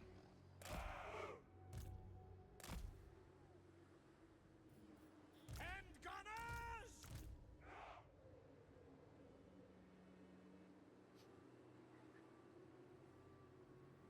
Besides, the way I figure it is that, they're attacking, which means they need to charge the line. So the way I figure it is if they want to do that, more power to them, but I'm still going to be hitting them with artillery the whole damn time. So, and if they start getting close, we'll move the riflemen up to engage. But until then, we are basically just going to keep our guys back here to protect our artillery train, because we need it. If we lose the artillery train, well, we can't lose the artillery train. Let's just put it that way. We can't. The Empire endures. Standing by. The Empire endures. All right, set all the field guns to shrapnel, and we'll load. Why not? We'll load poison gas. Well, no, it wouldn't really work, would it? Let's just load HE. Okay, so the Menace below drops at 45 seconds. And then it's on you have to wait for so it'll go 45 seconds, a minute and a half, and it'll keep being used till they run out of uses. So until that happens, we basically need to we'll do as much damage as we can while watching. So, let's see. Nope, stop. Before we do anything, let's see what we got. Skaven Slaves, Storm Vermin, the Rattling Gun. Okay, the Rattling Guns are a priority target. The Poison Wind Mortars are a target. What else we got in here? Poison Wind Mortars. The Mutant Rat Ogres. I'd rather get rid of the ranged units first so they can't close in on us. We can fire on the Rat Ogres with the big guns. I'm also going to be deploying, if we get rid of the range units and they don't really have anything to engage our blimps with. So set to gunship mode.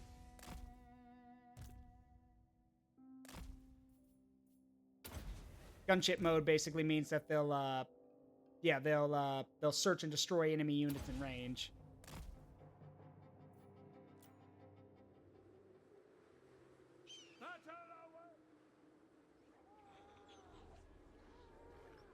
Looks like they're waiting for their reinforcements. That's a you problem, idiots.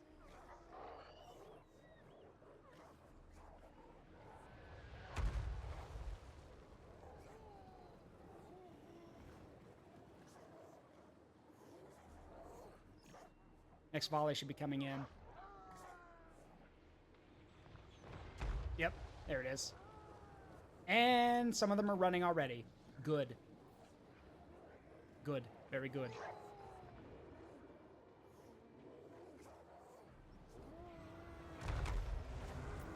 Okay, I think they're about to trigger that ability. So, let me switch targets real quick. Remember, we have limited ammo with the shrapnel rounds, but we need them. The shrapnel shells are basically gonna... The shrapnel shells are gonna do the most damage to these guys. All right, now to hit the monsters. That's a hell pit abomination. Let's start shredding it down. Also, it's been 46 seconds, so I imagine right about now... Yep, I see it. Right there. So, if you know how it works, whenever you see that icon, that basically means that's where they're spawning. So we're going to run in. So, fix bayonets. Get them. No lingering! Get them, boys. For France!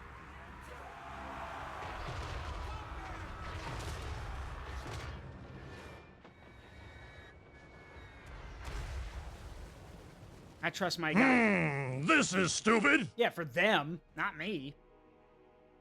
And this will give me some time. Now, some of our guys had to get off their weapons because they're under attack, but that's fine. Let's see. Wait, why did one of the guns take damage? Damage by artillery. They don't have any artillery. Do they? Wait, do they have... No, I didn't see any artillery. So, unless... Wait a minute. Could they have really gotten that close already? Oh, no. One of the shells might have... One of the guns got jumped. That's why. Okay. That's fine.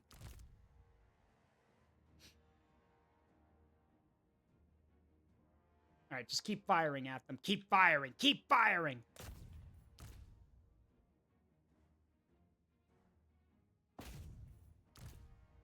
Start hitting the big monsters.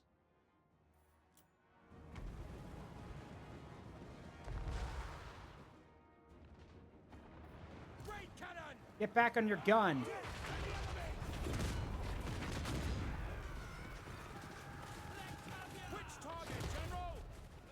Get back on your guns. Let's go.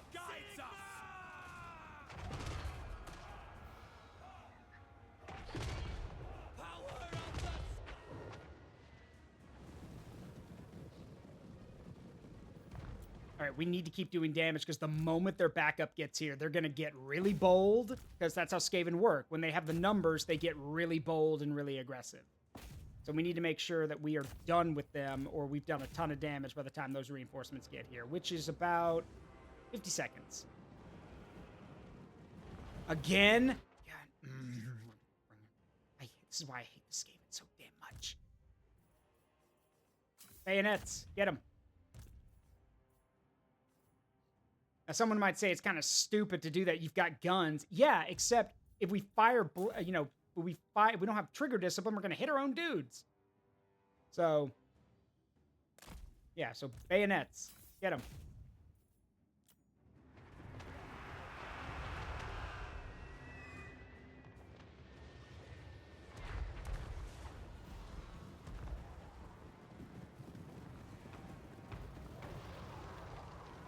I think they're starting to go on the attack now, so I guess they've decided they don't want to wait anymore. Can't say I blame them.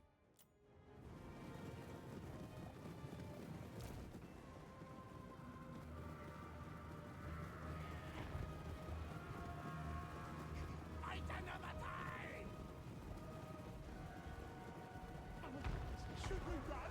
Flee? Not worth it.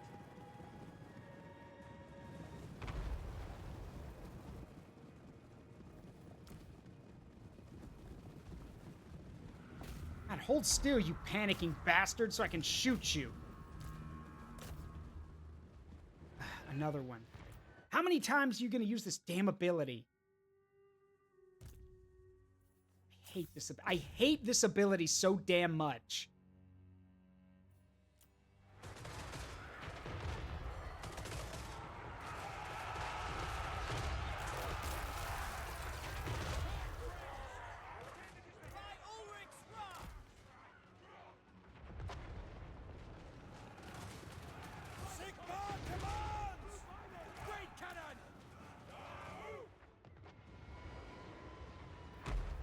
Okay, well, their reinforcements are here, so now things just got a lot tougher.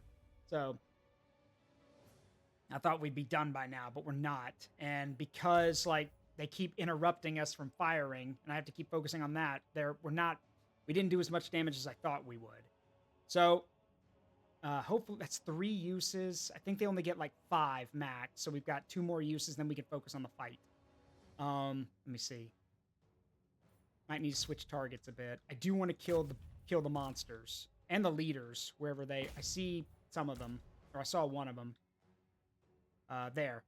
Oh no, that's a Rattling gun team. Where are their leaders? Because if we kill the leaders, that'll do a ton of damage to their morale. I'd rather them just break and run. Oh, there they are. Oh crap! They've got plague claw catapults. Damn it! All right. Well. Okay. Shrapnel shells on the big stuff. Keep firing the HE at the catapults, because we definitely don't want them getting in range. Only I get to have the ranged advantage here, you chuckle nuts.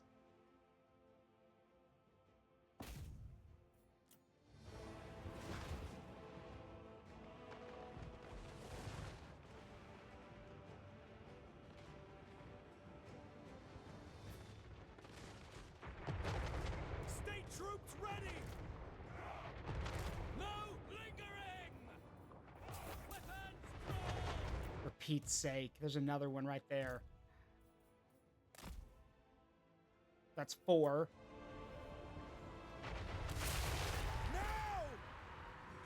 No, I don't, Bow and Terra. I would rather the Skaven be dead.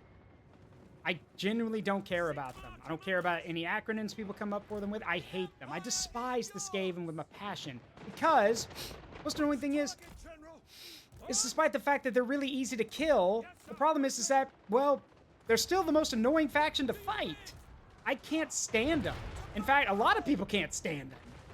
There are exceptions, of course, but most people can't stand the Skaven. And I know why.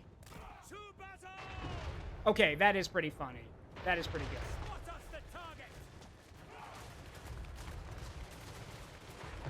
Anyway, we need to form lines now, because they are, like, they're coming. So, that up.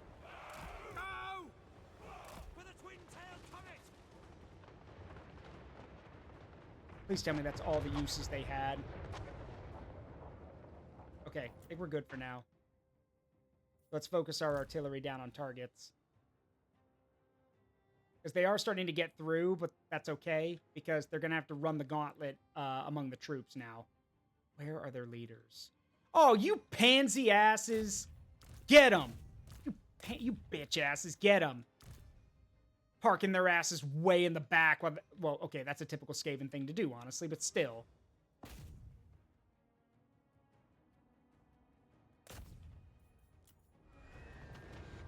Finding range, sir!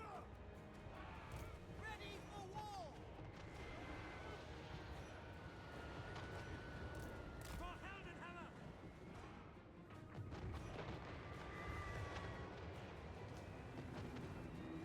For Heldenhammer! Moving now! Launch! Okay, I'm gonna think I misheard that, but I thought I heard a Skaven going bang, bang, bang, bang, bang. If so, that's actually pretty funny. Not adorable, but funny. Formation, march! Moving now! No lingering! My God, relax! Bombs away. At speed! Understood! Sigma guides us! We stand! Oh, they shout rat-a-tat-a-tat. Okay, that's pretty funny. Quickly! Handgun! Gentlemen, prepare to defend yourselves. The Empire endures! We are Sigma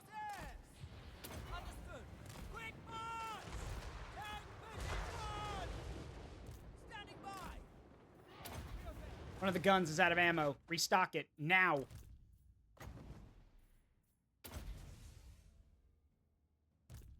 We need those guns firing.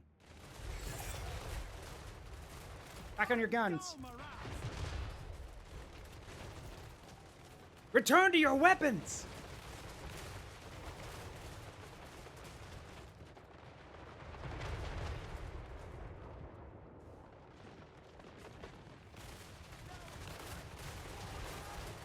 Oh, yeah, they're getting shredded now. See, numbers are great. In the world of Warhammer Fantasy, the Skaven can use their numbers to overwhelm their enemies. However, in the age of modern warfare where machine guns and fast-firing rifles and a heavy artillery that has shrapnel rounds is a thing, it really doesn't matter anymore. Your numbers, if anything, are a liability at that point.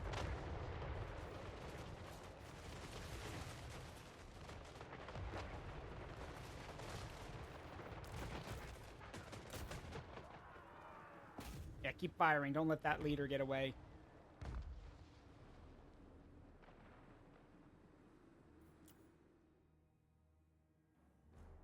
Yeah, he might get away because we're using the light field guns, not the heavy ones.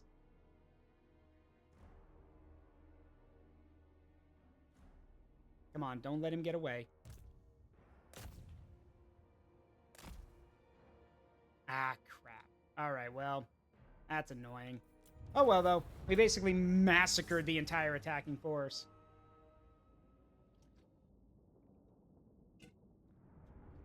Yeah, they brought 4,200 and left with a little over 800. So that's, roughly, they've got a fifth of their army left. Oh, yeah, and that entire force that came in first didn't even get any kills. Nothing did. I think, I think the only people who got kills were the Menace below.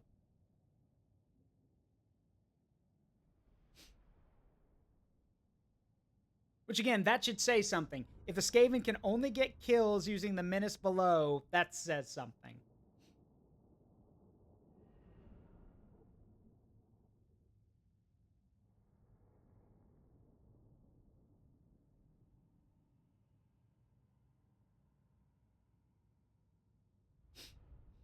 And as annoying as the Skaven are, I will say this. They're annoying. People don't like them. People hate them, in all honesty. But they're not the worst faction in the game. That's the Beastmen.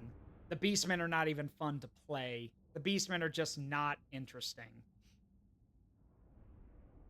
And yeah, the Skaven consider a 4-to-1 advantage to be a fair fight. But that was a fair fight to them, and they lost. So now, I'm going to go and burn their home down. Friends of the Empire, come. No. Be at peace. For that Why are all the dwarves... I can't. Well, I mean, can I? Okay, so... They're asking me to declare war on Bretonnia, like to join the war with Bretonnia. If I do that, because the Bretonians just ended their trade agreement with me. If I join the war, does that mean the elves get involved? Because, like, I'm not declaring war, I'm being asked to join. So... Because here's the thing, I don't want to take a hit to my reliability, and I don't want to take a hit, I don't want to fight the elves unless I have to. So, trying to think, because I do want to help them, but at the same time... Actually, you know what? No. Our plan is for... It is good to see us. Okay, yeah, I get it. Whatever. Greetings from Sigma. No, we're going to wait for Lewin to make the first move. If Lewin really wants me out of the way, he'll declare war on me. And if he declares war on me, then, well, fine. All right. Earthquake. An earthquake reverberates violently through your settlement, opening numerous sinkholes and causing extensive damage to many buildings. This is undoubtedly the result of the dwarves' greedy labors below your settlement. It had been easy to turn a blind eye to the dangers of subterranean mining until now, but this latest calamity has seen you doubting whether the cut of the minerals they've been sending to the surface as a tribute is really worth the trouble. Just repair it, it's fine. They're giving a lot of good money.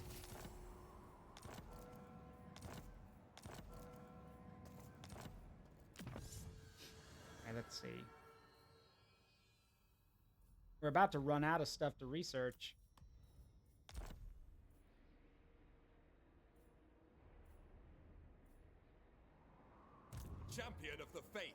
All right. Let's let's meet here. Going forth. Yeah, that's where we'll meet up the armies, right here on the on the Norscan shores, and then we will head out to go and crush Sigvald and his Onwards. assembly of fools. Yes, a sound plan. This will bolster the nation. What does the Emperor bid? Wait, what? Okay, wait, what's happening? Oh, yeah, okay. So the upper lands are okay, or not the best. It's unpleasant, but we can live in it. But the shoreline, yeah, is a big no. Okay, makes sense. All right, we're handling that. Meanwhile, back over here, yeah, the reason like Lewin's broke the trade deal with us because he's pissed. He knows he can't attack us because, it would drag us into the war. So he's not doing that. And I'm not going to let him do that. I'm literally just going to block him. And if he wants something, he has to fight. He has to declare war on me. And remember, if he declares war on me, then I'm not at fault. He's actively starting this. So, fine by me.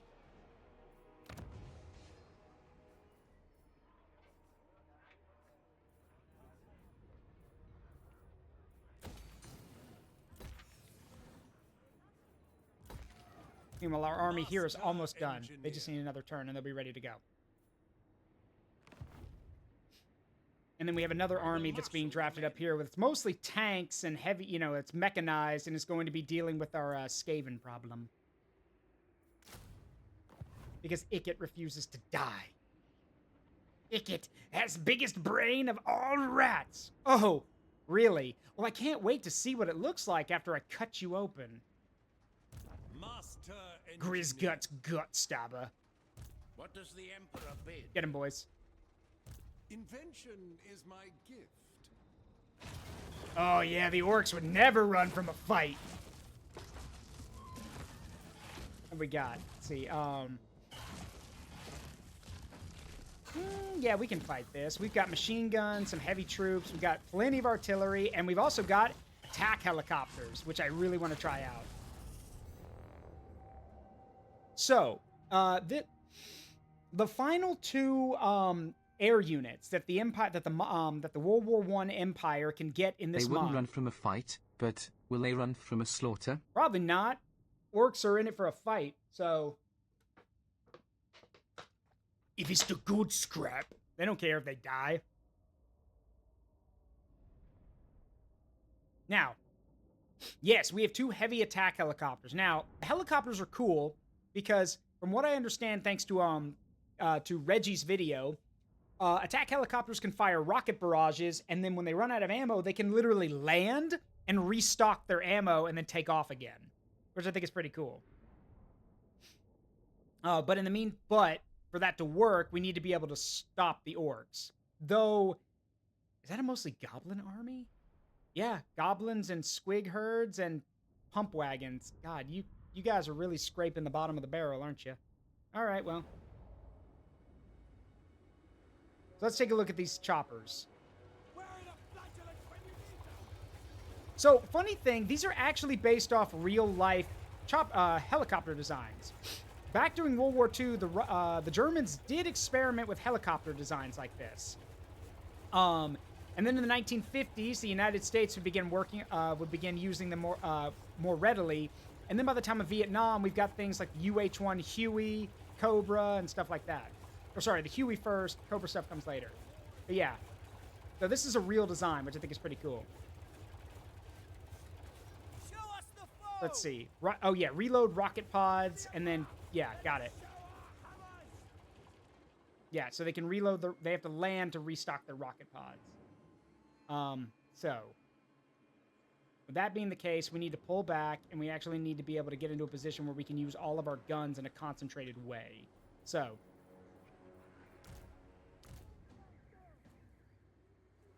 put the machine guns. Yeah, this works. Well, maybe not right there. Let's put them like this. Yeah, that works. And since they're up on a hill, we can actually put the infantry below them. Well, not like that. Like this.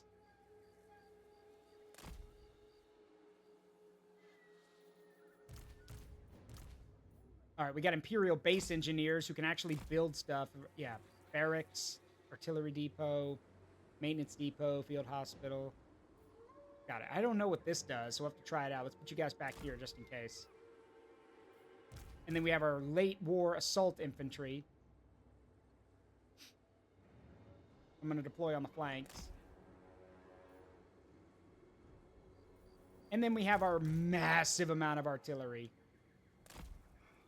Of course, all loaded with shrapnel, because, of course. All right. And our commander, Ernst von Altdorf, with his units back here. And the choppers are going to stay over here on the left flank, because I'm going to use them to fire rockets. And they can scout for targets, too.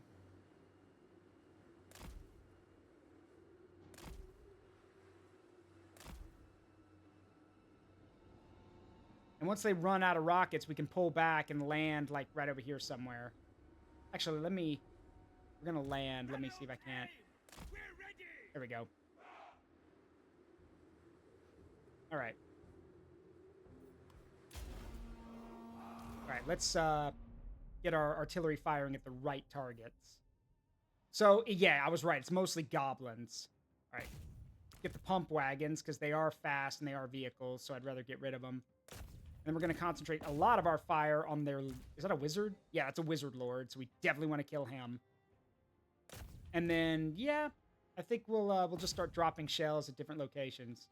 And as for the helicopters, let's see, yeah. Instead of holding a stable firing position, searches and destroys units within range. Sure. Go for it.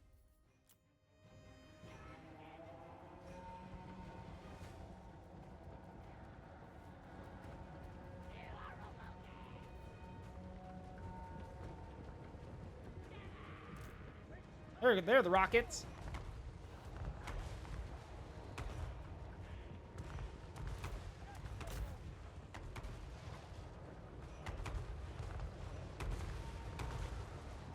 It's like a Hellstorm they're Hellstorm rocket batteries. Ranging target! No lingering! Keep firing the artillery. There we go. Their lord is dead. And just keep firing any grouped up targets.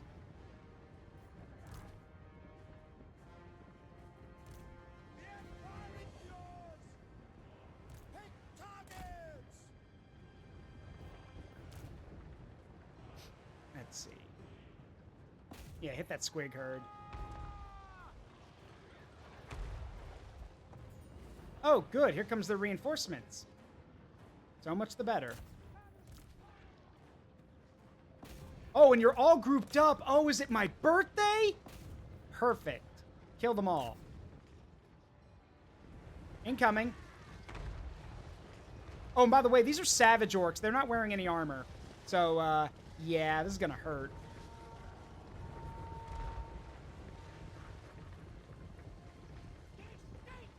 It stinks.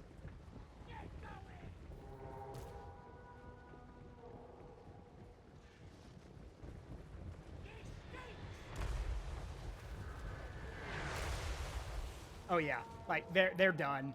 They're yeah, chain route. They've taken way too many losses too quickly. It doesn't matter. The AI, just like in real life, it doesn't matter how outnumbered you are. If they just start losing dudes left, right, and center, they panic and run. Because anyone would do the same. Even if you have an advantage, if suddenly your guys are all dead. Well, welcome to Astalia, gentlemen. I will not lie. The chances of your survival are small. Yours, not ours.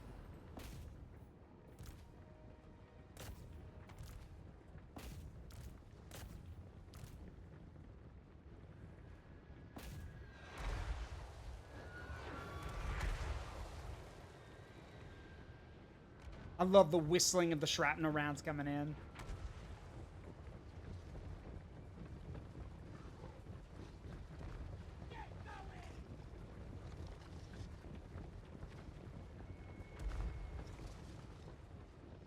Yeah, I'll take care of that.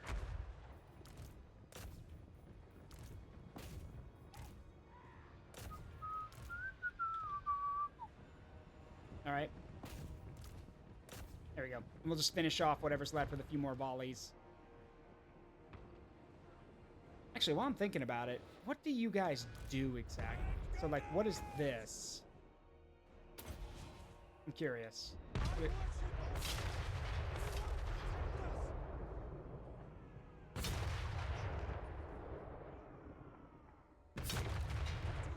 Whoa, what the hell? Wait, hold on. Wait, you guys can spawn units? Excuse me?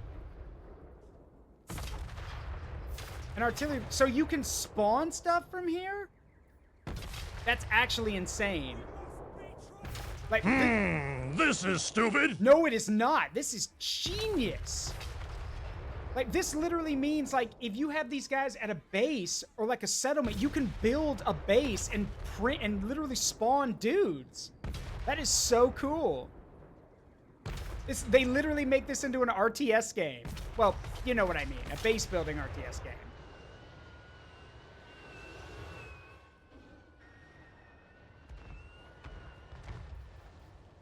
That's actually really cool. Now, granted, it takes time, but still, uses to... Wait, you could... Wow. Okay, the uses are a little extreme. Like, you could spawn 20 heavy field guns, which is what these are. You can spawn 20 of... Oh, I bet it means one gun. So, spawn a field gun, it's one gun. Not, like, not a whole unit of 4. Probably one. So, I mean, that's still pretty good. They can make FOBs, essentially. That is pretty badass.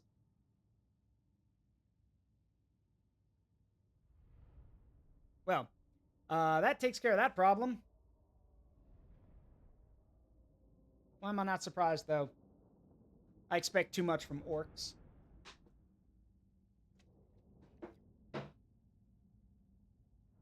I expect too much from you, green skim. My disappointment is immeasurable and my day is ruined. My men are happy, though, so I'll let it pass. Yeah, one of our artillery pieces got over 1,000 kills.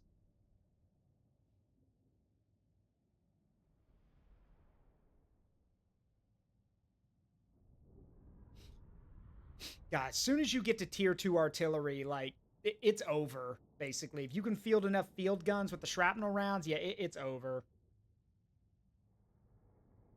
Now, granted, there are ways around that. Like, flying units can't be hit by the artillery, for one thing. And then also, if you're moving fast enough, you could probably maneuver around it. But still.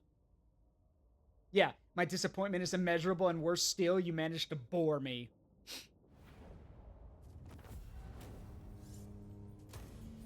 Are you done disappointing me, Gorbad? Because I'm starting to get bored. What'd you say to me, Umi? I said I'm bored. You're boring me. I've calculated the best route. I'm getting shit together down up there? Because I'm starting to get bored. What did you just say to me, you hapless little shit? I said I'm bored. You're boring me.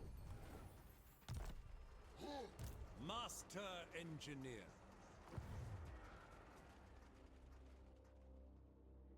All right, so I believe that handles, for now, handles everything in our southern front.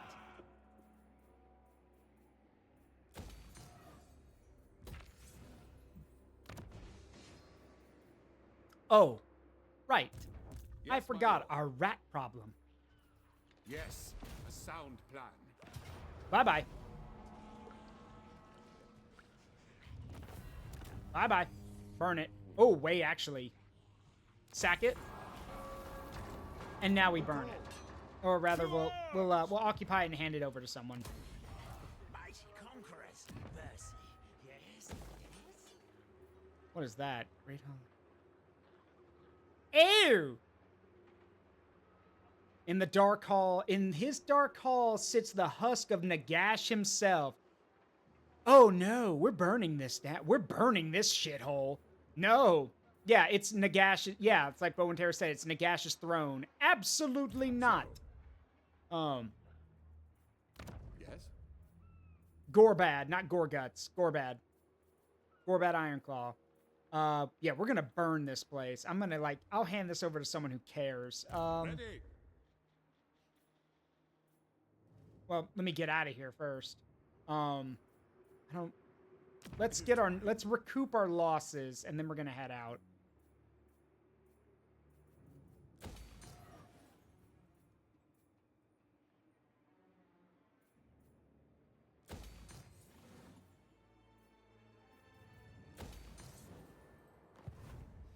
So yeah, if you max out this building chain to level 5, what was that? Let's read that again. Yeah, the great halls of Nagashazar. In his dark halls sits the husk of Nagash himself. Careful study may reveal new methods for combating the undead scourge. No! Like, so, you lose income, all of your armies are immune to vampiric attrition. That is cool. Leadership plus 10 when fighting against the Vampire Counts, the Vampire Coast of the Tomb Kings. Also cool. Double experience gain for units when fighting against those 3 factions. Cool. But the entire local region suffers from vampiric corruption. Also, I would like to point out, we are refurbishing the halls of the God of Death. Why would I do that? I don't want to bring him back. Yeah, for those who don't know, Nagash is the god of the dead, and his, like, between him and all the chaos shit that was happening in the old world during the end times, like, everyone was fucked, basically. Humanity was doomed, everyone was doomed, basically, and there was nothing they could do about it. Like, the entire world falls to chaos, basically. Bunch of engineers setting up explosives around the throne room. I don't think that would work. I mean, you could blow up the throne room. I don't think... Yeah, he's a god of death. I don't think you can kill him. He's already dead. However, that said, you plant enough explosives, you can bury the whole place in rock, which ensures that no one can ever get there to res him. Because I'm pretty sure to resurrect him, you need the Books of Nagash. Which, again, those are in the game. But, again, if we blow the place up and bury it in rock, then we don't have to worry about someone finding him. You know, getting to him and finding him. All the better.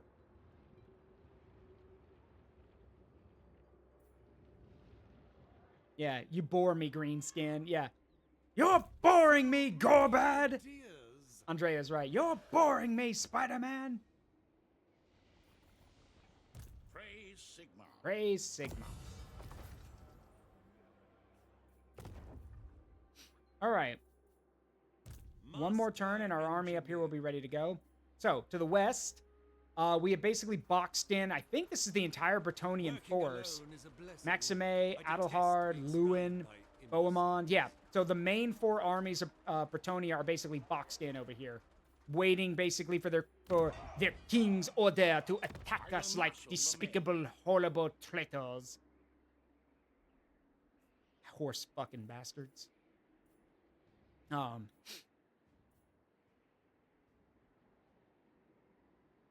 Let's see. So we're gonna leave. So we've handled that problem with Otto here. So we're gonna keep pressing on. Poppenheimer can wipe out the Sisters of Twilight. Thank you. Shame, that dragon is really cool. I do love the woodland dragons. The woodland dragons are badass looking in Warhammer Fantasy. Summon the Elector Counts. Carl, keep pressing on. Here to serve. Thank you. And we're gonna take that so we can use it as a way to get our numbers back up.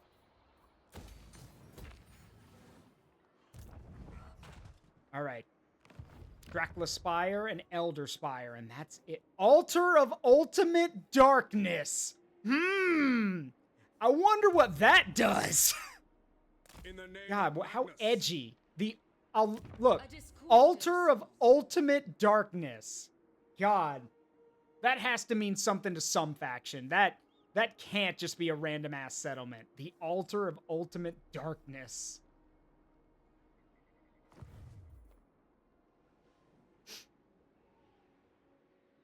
Yeah, ow, the edge. Actually, wait, you guys want to see something funny? Hang on. I got the perfect thing for this. Wait a minute, where's my thing? Some of y'all know about this, but for those who don't,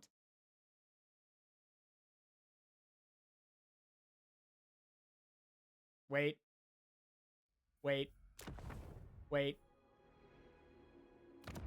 affront to Orion. There we go. There you go. Here, bitch, since you want to be all edge and no point. There we go. You're welcome. I love this thing here, bitch, since you want to be all edge and no point. Yep. It's an ancient temple to chaos. Okay. What do you mean you're not part of the Empire? I'm Blytonian. Can you not tell by my outrageous accent? What are you doing in our land then? None of your business. Yeah, mind your own business. Well, the reason they're there is because I took Bretonia from them. Like, I own Bretonia. Bretonia is now part of the Empire, and its people live much better lives because unlike the forced feudalism that the Bretonian nobles forced on the peasantry, no. Here they are allowed to be and do whatever they want. Now, they must serve me. Like, you know, they do have to serve in the Empire's armies and a bunch of other stuff. But once they're done with that, yeah, no, they could do whatever they want with their lives. You know, I'm not going to stop them. You know, no more of this. Like, if you're a hunter, we will find places for you to hunt and we'll pay you to do so. You're a farmer, we will pay you for your services. No more of this doing it because you are a peasant and you serve the nobility. Fuck that. No, these are good people, hardworking people, and we will honor them properly.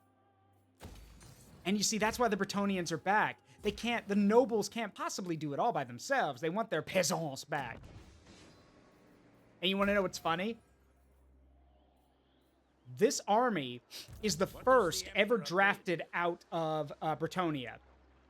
And it is literally full of Imperial Marines, snipers, machine guns, and heavy artillery. Meaning that these are Bretonian people who joined the Imperial Army and now want to kill their former lords. It's almost enough to make an imp cry, but not this imp. The tears of joy come after we've slaughtered the Bretonians.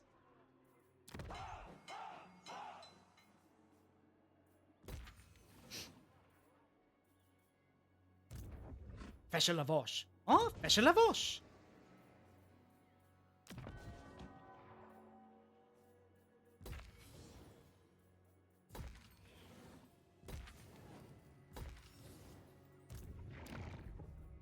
Aberheim is also improving. All right, so let's see. We've done the southern front. We need to go handle our northern stuff now, I believe. Unless we've already done it. We might have. Let me go check.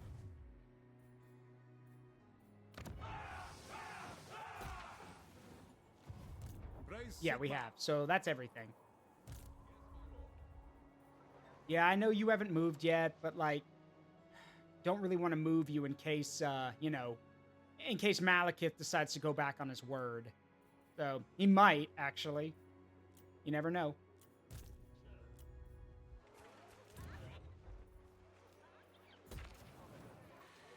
Malekith comes! Since he, like, no joke, look, I'm the type of guy that if I was writing a letter, like, or I had to pen a message to Malekith, I would put that picture I showed y'all in it. Like, it was like, Lord of Nagaron, here, bitch, since you want to be all edge and no point. And then follow up with whatever I wrote the letter about. Your recent threats against me and the Empire have not frazzled me. In fact, I've actually penned a missive that you might find interesting. It displays my response to the threats you've levied against my Empire. Pizza cutter of, here, bitch, since you want to be all edge and no point.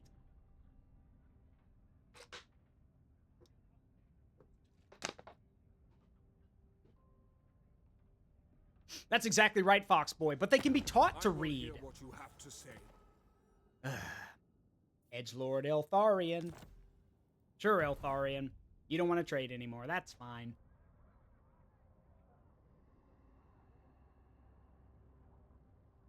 High Elf Batman.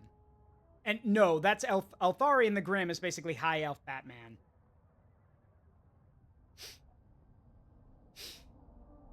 With a mix of the Punisher, too. Because, like, he, like, throws people into his prison and interrogates information out of them.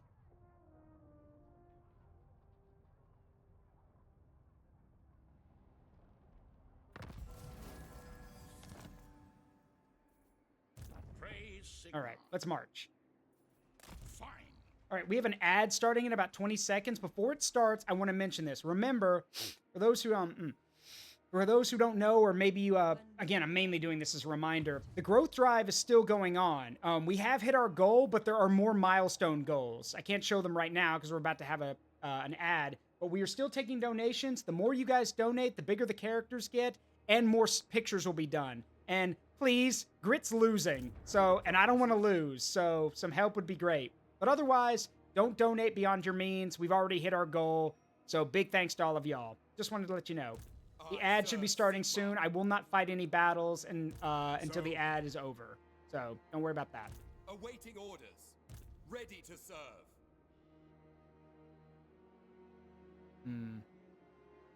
Okay. What do I do? I don't want to go back into Malekith's territory. I'm already out of it, and if I go back in, I'm just going to piss him off even more. I'm going to let him handle that. And I'm going to keep one of my armies here. Let's have Carl go forward. To war.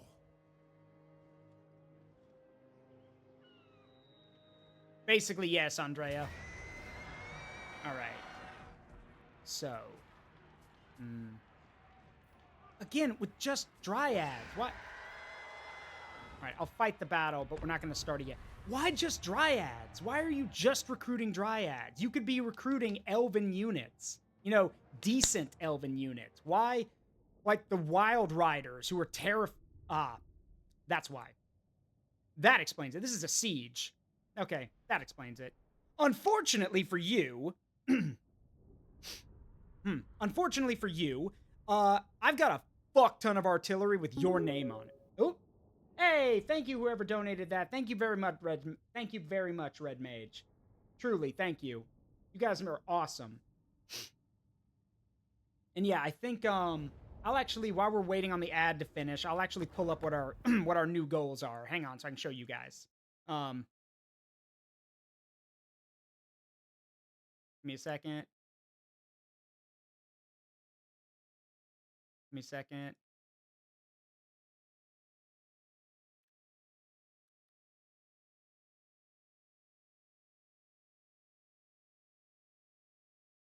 Hang on.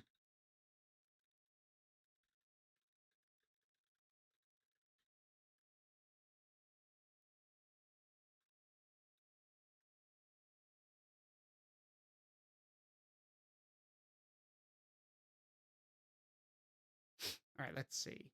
Let me grab this thing for you guys. Where's my,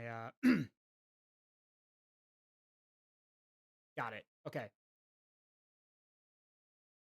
me save it so I can show it to you. All right, cool. Got it. And now we wait for the ad to end so I can show it to all of y'all.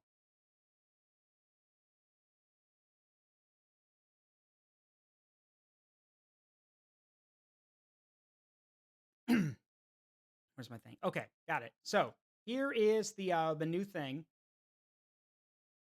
I can show it to all of y'all.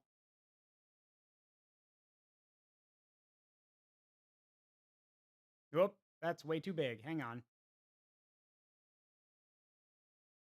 That is way too big. Why does it always do that?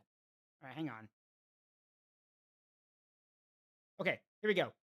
So these are our new milestones because we hit the goal and there's data overflow. So, which is why everything's glitchy. So not only are the size increases massive now, they're enormous now. Like you can see right there what the boosts are just for a single dollar.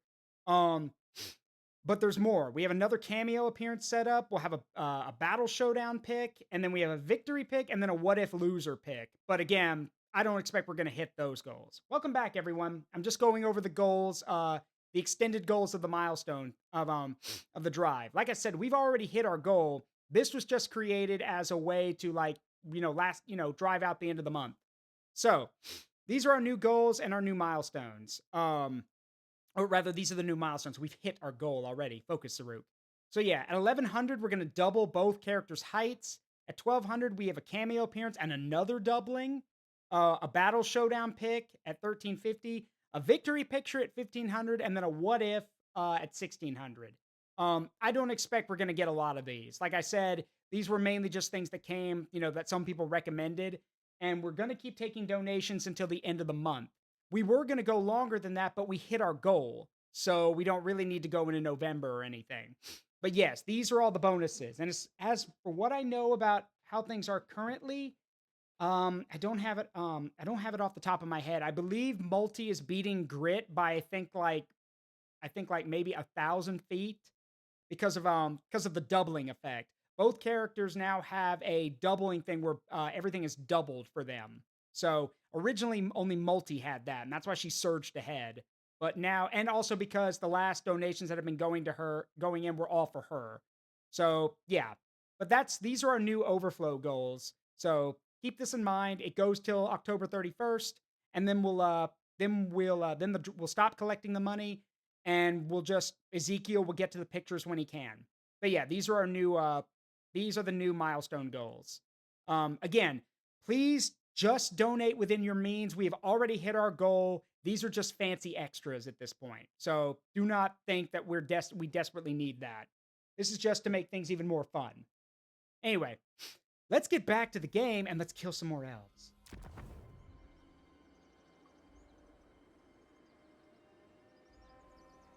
So this is a siege, which means that we basically have to attack up into there to win. But you see, I'm not going to do that because I don't need to do that.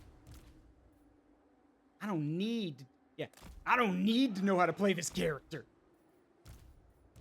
The Empire endures. Yeah, I don't need to know how to run this army properly because you see, we've got so much artillery, it does not matter anymore. All we need now is the right sight lines. That's it. So I'm just gonna set up our artillery and a little bit more spread out. And yeah, then we're just gonna start firing. Now we are gonna need to be able to see the target, which is why I'm gonna have Karl Franz flying around spotting targets for us. Also, I'm setting them to fire at will because the AI might see targets before I do. So now they do have reinforcements coming, but yeah, we'll see how long that lasts.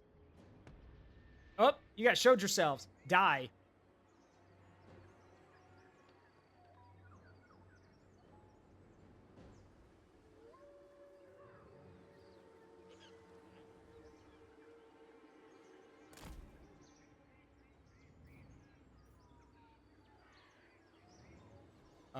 Are the guns not firing?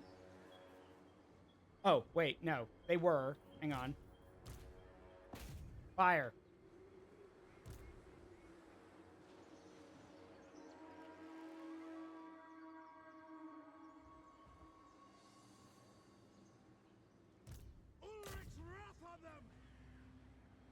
Alright, those guys are basically dead.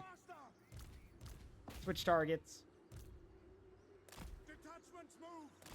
Thank you, Carl, for spotting for targets. I think the artillery can take it from here. Yep.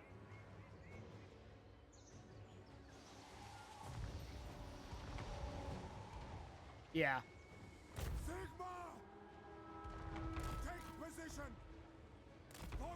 Yeah, they're done. They are done. Dunzo.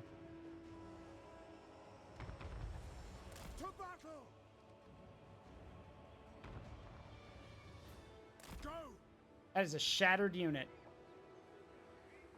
Oh, more.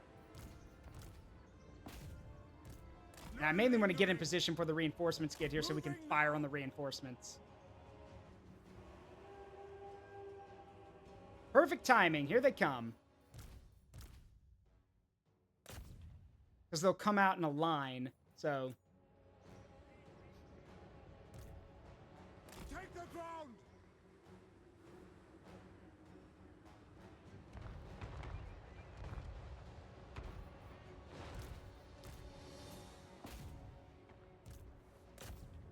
Go get her, Carl.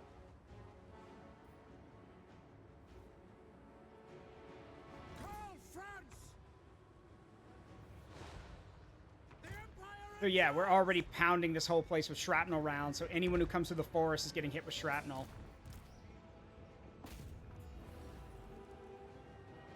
We are Sigmar's heirs!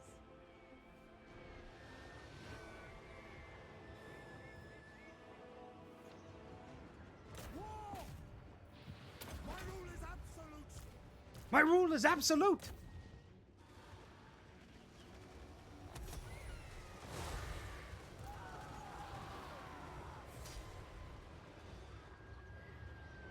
Oh yeah, like these dryads are just, yeah, becoming fertilizer for the trees at this point.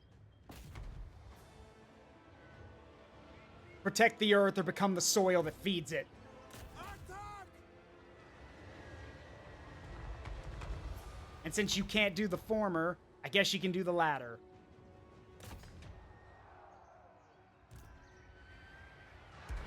Whoa, careful, careful with that!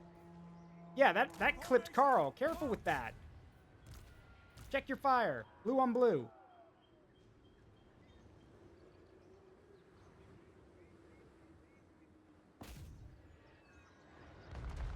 To me, man! See to it! Get her, Carl.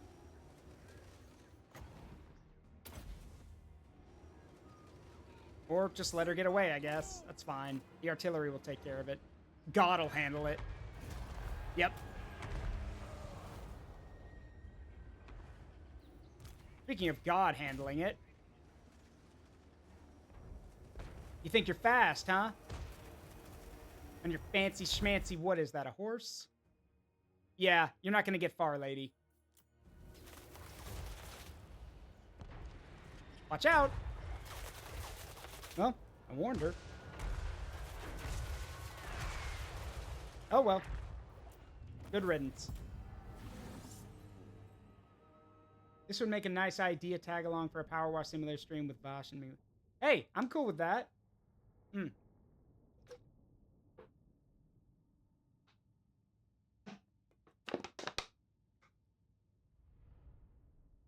Well, let's see. Yeah, every kill came from the artillery. Love it. You gotta love it. Okay, well, Carl did kill 16 people. So, elves. I'm sorry. Elves are not people. Elves are not people. You kidding? Yeah, the elves are not people. Well, sorry, wood elves are not people. The high elves are fine.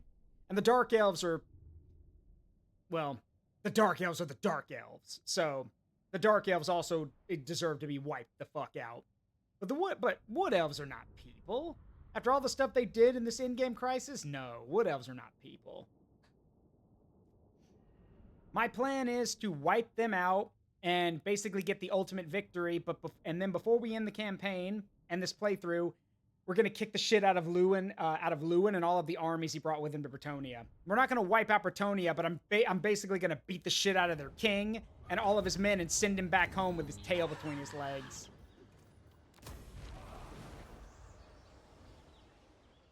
Let me die with honor. Kill me. No. No. In the name of Magnus. Now.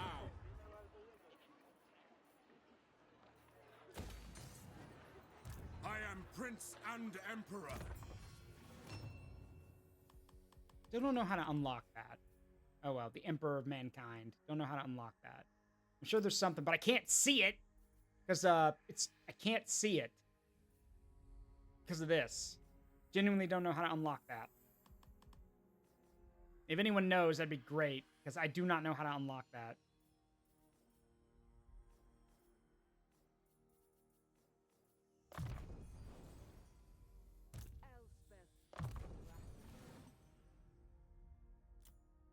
Is it time?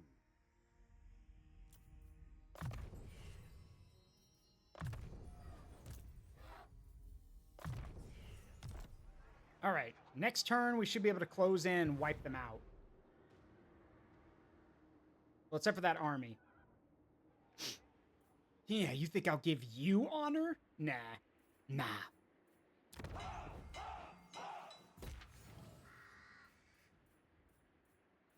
Traitor to humanity. all I wanted to do was pass through his lands, and he declared war on me. I unified the empire back to what it was, and he had a fit about that. Not my fault that he can't handle that there's a faction of humans better than him. Not my fault. Not my problem. Anyway. And I know how to start this conflict. Albrecht Holz, leading the first Bretonian volunteer army, will lead the attack. Into a new golden age.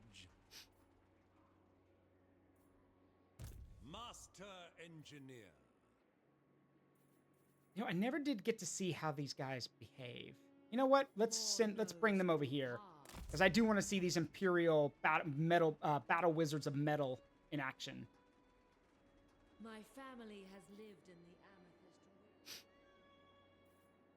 Amethyst.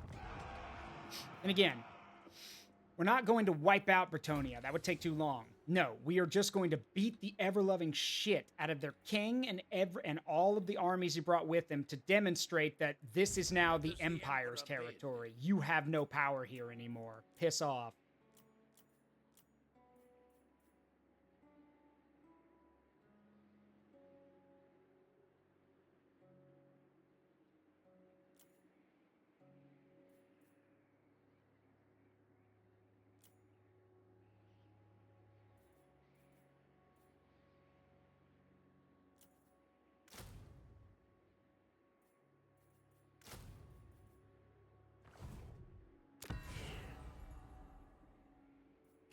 Okay.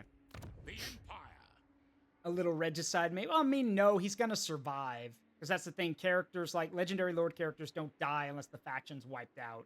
So he'll live, but I mean, he has to go back to the Bretonian lands that they're currently calling Bretonia in shame, basically. And has to tell his people that he failed to take back their homeland and blah, blah, blah, and other bullshit. Moving off. Try to explain why he's such a failure as a king, despite the fact that Lewin Leon Krul is the best king Bretonia's had in the lore. Well, okay, except for Gilles, Gilles de Breton, the founder of Bretonia. Fun fact, by the way, Gilles de Breton is the Green Knight, which is that elite, like, rare unit that the Bretonians can call upon. That's their first king. Yes, my lord. Yes, my lord. All right, let's get back in there. Onwards. And now I'm gonna talk to Emmerich, and I'm just gonna give him Crookback Mountain. Upon my glory. Gaze upon your glory, huh? You know, listen here, you pompous, blonde-haired, dragon-riding, and draconic compensating piece of shit. I'm feeling generous, okay? I'm gonna give you this settlement because I don't have anything wrong or have anything against you. But if you continue to irritate me, I'll kill you. And I'll send my apologies to Tyrion and Teclis afterward. And I won't lose any sleep over it. It's a lot easier to ask for forgiveness than it is for permission. So please, continue to irritate me and see what happens. Here's the settlement. Oh, wow! Wow! You really want that settlement, huh? I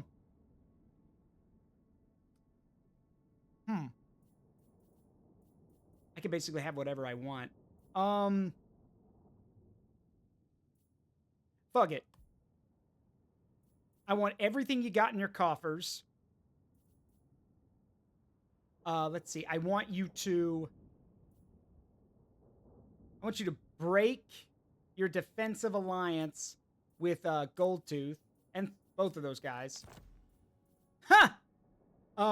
What else can I get from you? I also want you. Oh my god. Give me military access. And I also want you to break your trade agreement with the ogres. Holy shit! This isn't diplomacy. This is not diplomacy anymore. This is literally me putting an economical gun to his head and saying, "Sign the fucking papers, you tall knife-eared idiot." I'm literally Just telling him, give me all your money. Stop trading with these people. Don't have an alliance with these people. You get stop doing all of that, and I'll give you this settlement. Is it that important to you? Wow. Wow. Okay. I cannot put into perspective what I am doing here to y'all, because this is extortion. I am literally extorting him. I am literally telling him, I'll give you this settlement, but you have to give me every bit of gold you have right now. Stop trading with your allies, or stop trading with those guys to the north. Break your defensive alliance with those two guys to the north. And give me access to walk through your territory. I am extorting the shit out of him. I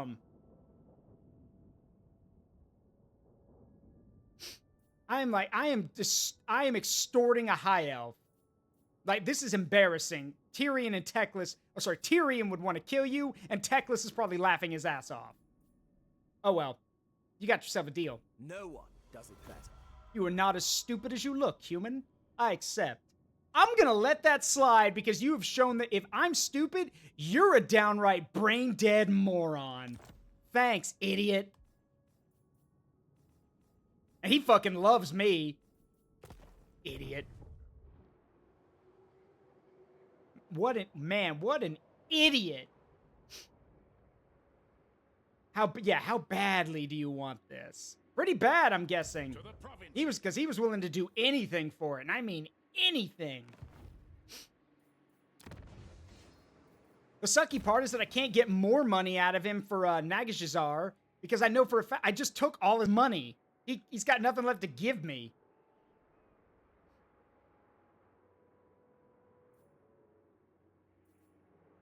All right, well, that tank handles everything over there. We're currently marching to get rid of Gorbad, and he does have another settlement over here, but we're going to wipe him out, and then we'll sail over and get rid of that, or it can be assumed we're going to get rid of it. And then our tank army is finishing up, and once it's done, I'll send it to go and crush what's left of Ikit's army. Praise Sigmar. That just leaves our Norskin campaign. Are we going to finish this campaign before we get to go and crush Sigvald's femboy empire? Praise be to And I know someone's going to be like, Zaruk, please stop calling it that. I will not! Sigmar lightens my steps. By Sigma's right. Moving off! Yeah, we're going to land over there, and we're going to go burn down the Twisted Towers, then work our way west until we get to the Fortress of the Damned and burn it down, too. I think someone might actually I don't know who's over here who hates Sigvald, but I'm pretty sure someone over here is going to be very happy that I'm burning Sigvald's stuff. Hell, given how weird he is, maybe Sigvald will be happy that I'm burning his stuff. Who knows? Actually, no, because if I burn all his stuff, that's his stuff. So I'm pretty sure he'd be very upset at that. Oh well, not my problem.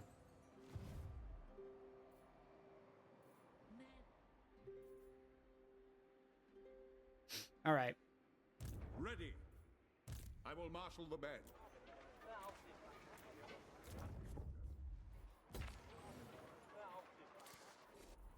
Fully upgrade that mountain pass.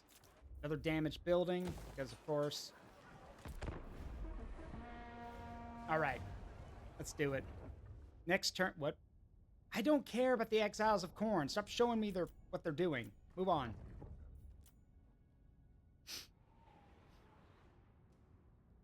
Looks like the Oracles of Tzeentch are growing in power too. Basically, anyone who's left now is basically is a challenge. Well, not really a challenge, but they do have an empire. You are not welcome in my court. Oh! Consider yourself lucky that we deem you too weak to be our enemy. Malekith, you literally want a trade agreement with me, and you're willing to pay me for it. Who's weak again? Deal. Gotta have that elven asshole personality of like, you know, oh, you're totally weaker than us, but here's a ton of money so we can, you know, make a deal with you. Crap. Yeah, fine. Yeah, Clan Scryer's going around and taking our stuff, or burning our stuff because they're not dead. Hey, Gaia shield.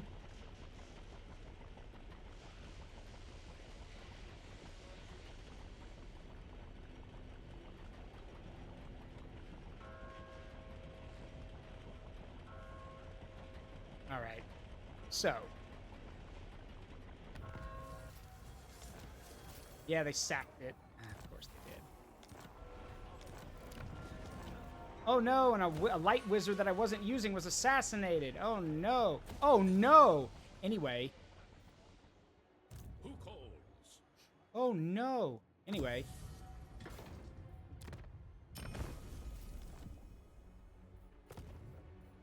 Yes. I will marshal the men. All right, 2 more turns and we can send this army south to deal with our Skaven problem. My inventions serve the Empire.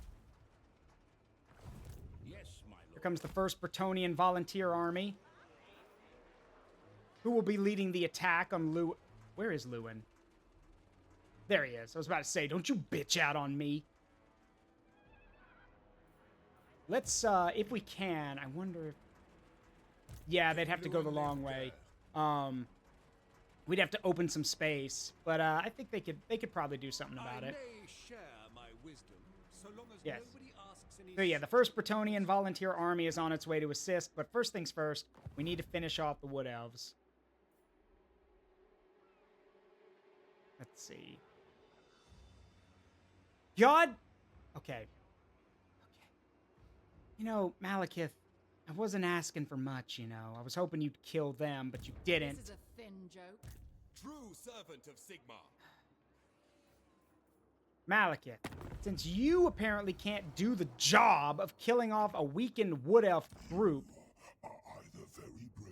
Shut up. You don't want you're not going to give me military access. So, you know what? Fuck it. I command here. Carl, we're not even doing this. Just burn it all down, Carl. This action does not have my consent. Why the hell not, doesn't it? Get in there. Burn it down. Burn it and everyone else. Burn it. There. Now they have no home province. Bring me to Which my means men. that they will literally start to wither on the vine.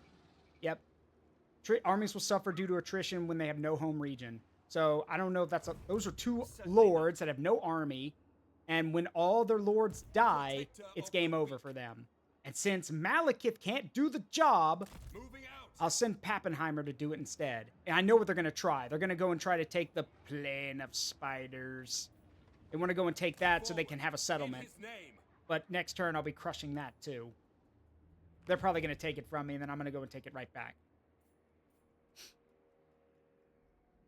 Meanwhile, up north in Norska, Raise Sigmar. Champion of the faith. prepare to disembark. I will do anything for Sigmar.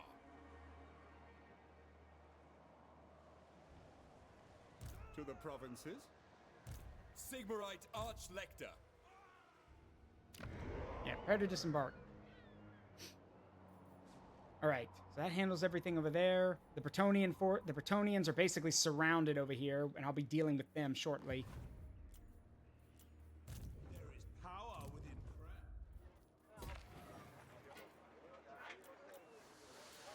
There you go. I know you're immortal. Can you please hurry up? Yeah.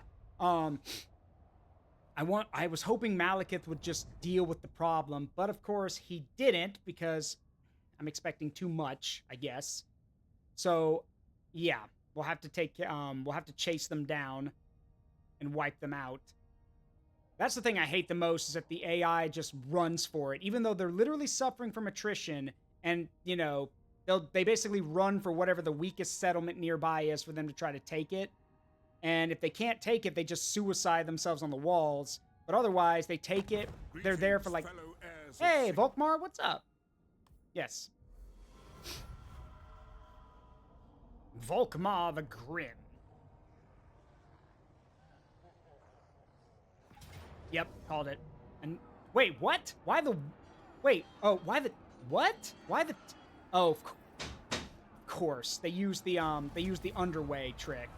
So they went to the temple rather than the whatever. Doesn't matter. They should have you should have occupied that. That was your only chance. Because now that they didn't occupy that and take that settlement, that means I can kill them.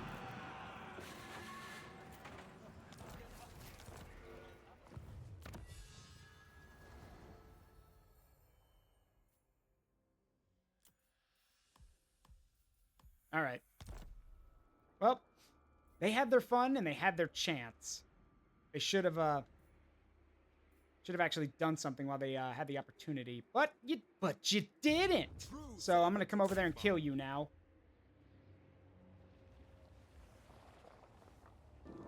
Then pay with your blood. Oh, bitch! Get back here, cowards! Coward! Face me in battle. This'll work. Now you're trapped between a rock and a hard place. Die.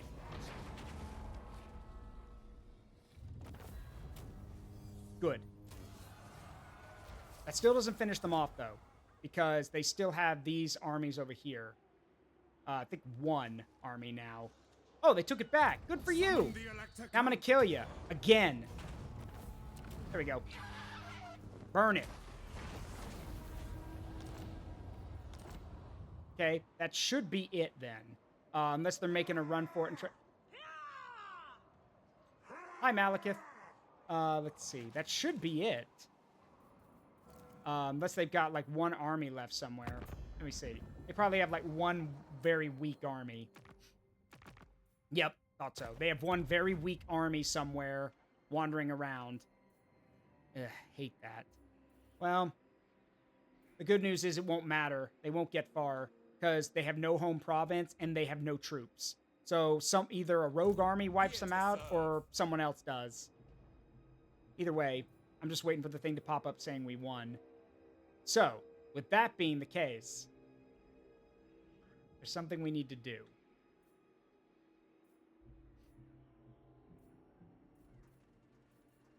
Now, by doing this, we're starting shit by doing this.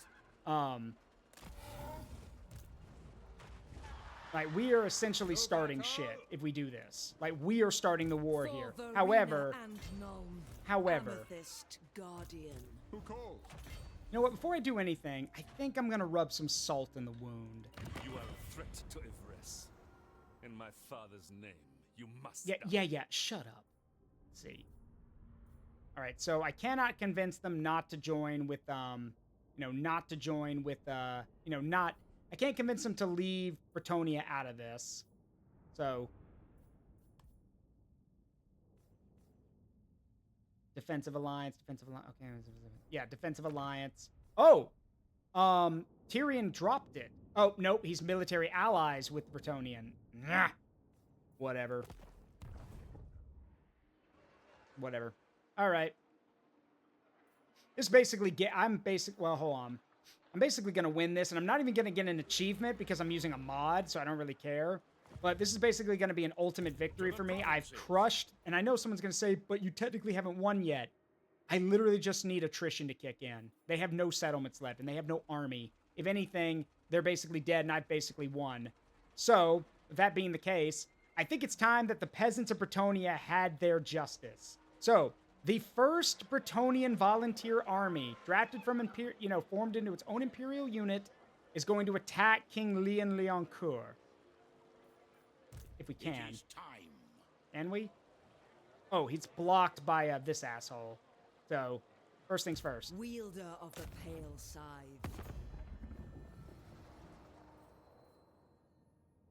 Short-sighted. Not really, Lewin. It's really not. Their end is inevitable. The only short-sightedness here is that you honestly thought you were going to win this.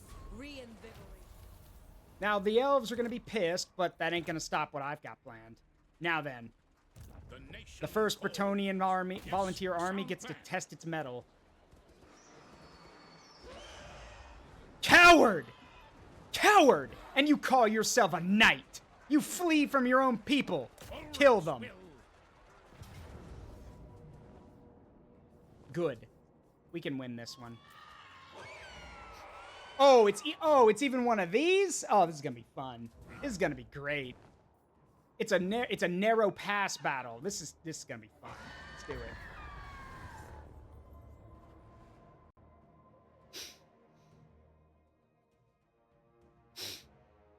Just the meeting of Field Marshal Zaruk meeting with King Lewin before the battle.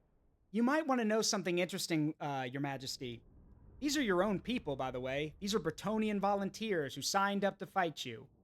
They literally they literally hate you so much that they're willing to fight and die on this battlefield. You turned my people against me? No, sir. Your people have just had enough of your shit. And I think even your goddess has had enough of your shit, considering I own your land. You're the king of nothing. You're the king of a bunch of elven territory that they generously let you have. This will not be a battle, it'll be a slaughter. And when it's over, I'll let you live. And I'll send you back to whatever provinces you claim are yours with your head between your legs, and you can tell your people what a failure you are, and how a bunch of peasants kicked your ass. Yeah, you turned my people against me? No, you did. Yep, exactly.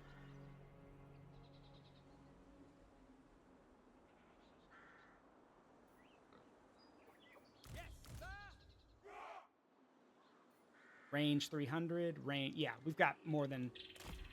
Sniper teams, take positions and start engage.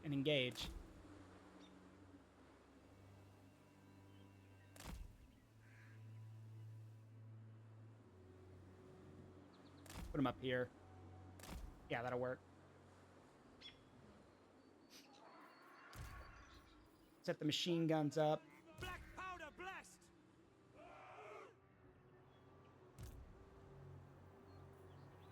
Trench line, MG bunker. Ooh, these are nice. Ooh, yeah, anti-air emplacement. We need to build one of those because they have flying units. I want to get the machine guns rolled into position really quickly because we need to be able to, get them set up to where they can cover both approaches. So, let's see. Put the engineers over here so they can get to work immediately. As for the MGs... Yeah, we just need to roll them like, roughly right there so they can cover both approaches. The artillery back here. And then as for our infantry, these brave Bretonnian volunteers who can't stand their liege lord anymore. Let's see, put you guys over here, and then the other group can go over here. And remember, these are Imperial Marines. This means these were Bretonnians who were good at sailing or came from Corone and basically could not stand, had started to realize all the bullshit they went through, and they wanted to make them pay. And I'm cool with that. So, set to shrapnel. All right, so we need to get into position quickly. So, limber the artillery. Construct an anti-air emplacement, please. And then we need to get the infantry into position as well. This will work just fine, I think. Yeah, that'll work. Need to make sure we actually, we cover the approaches. And as for the artillery, well... I guess they took some of the peasants with them. Or maybe these were people who were raised somewhere else. Because, yeah, they've still got peasants. A shame. You could have had so much more if you were working for me. But oh well. Que sera, sera.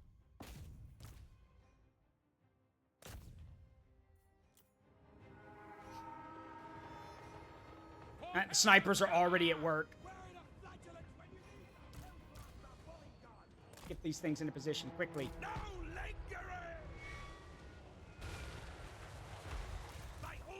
What the hell was that? I think a spell just hit one of our guys.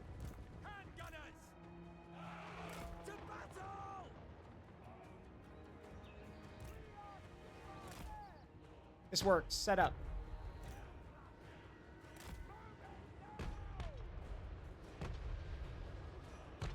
All right, unlimber the guns.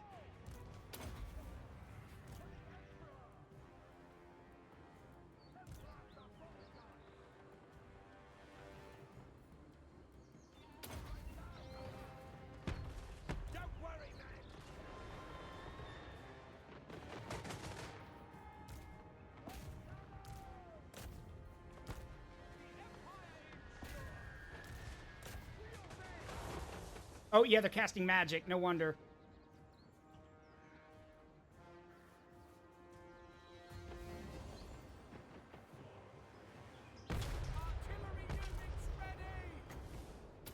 Give me another anti-air emplacement. Yeah, speaking of which, here comes Lewin right now. Good thing I'm getting those guns set up. Let's see. We also need to start flattening some of these guys over here. Yeah, this force is basically done for. But Lewin's army needs to be crushed. So that's what I'm going to do.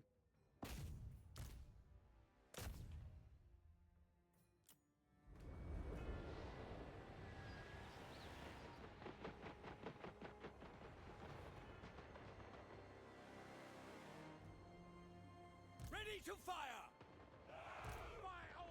All right, pull back. Pull back. Lure him into the guns. Oh, damn. Listen to that sound of the AA guns.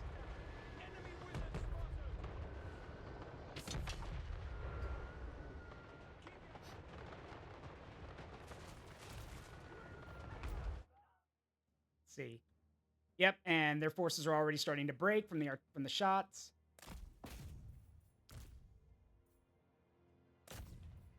Knights Errant. Yeah, they're already starting to break. And let's start shooting some artillery back here, too. You want to know the worst part? He's still a coward. Majority of this force is peasants. There's some Grail Knights in here and some Knights Errant, but most of it's peasants. These are men-at-arms and peasant mobs. Dude couldn't even be bothered to bring his own nobles to fight. He's literally just got maybe a few knights and everything else is peasants. Coward. You deserve everything that's coming to you.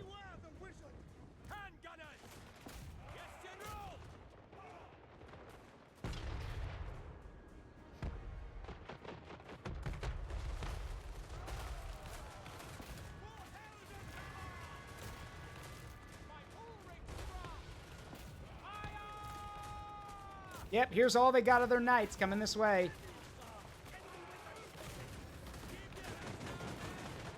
That lot of good that fancy armor does you when you meet modern firepower, huh?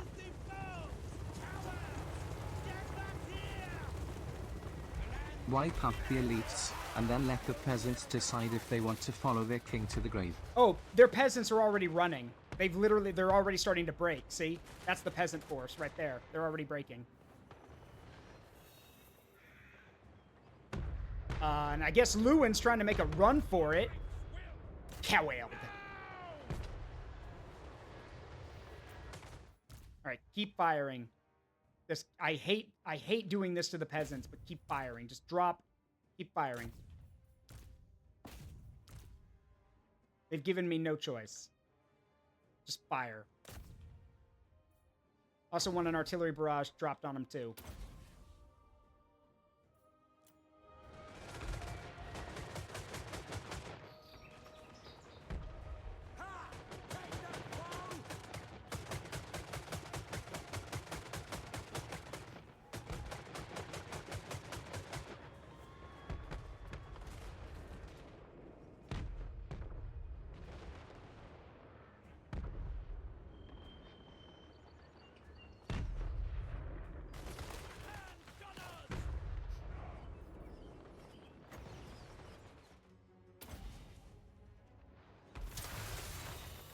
Alright, well, he's stuck there, dying, so... Meanwhile...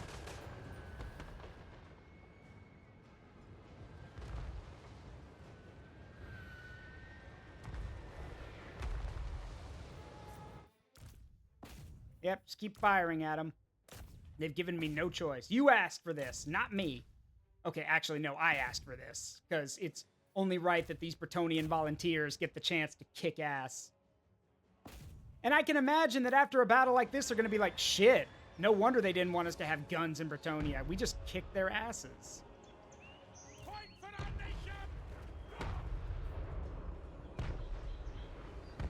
And Luon makes a run for it. Of course he does. Coward. Yep, and chain route. So they're all running away.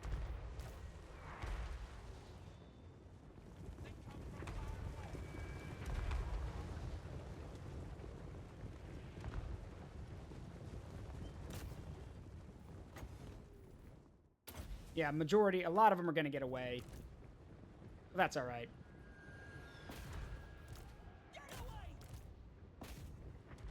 That's fine, because the battle's not over. We still, if they run, where are they going to run to? We can just chase them down.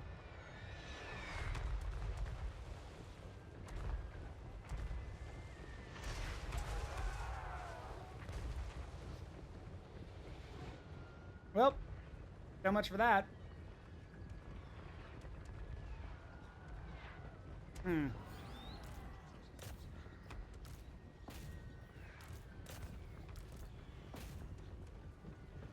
That's a regiment of renown making a run for it. Well, they were making a run for it.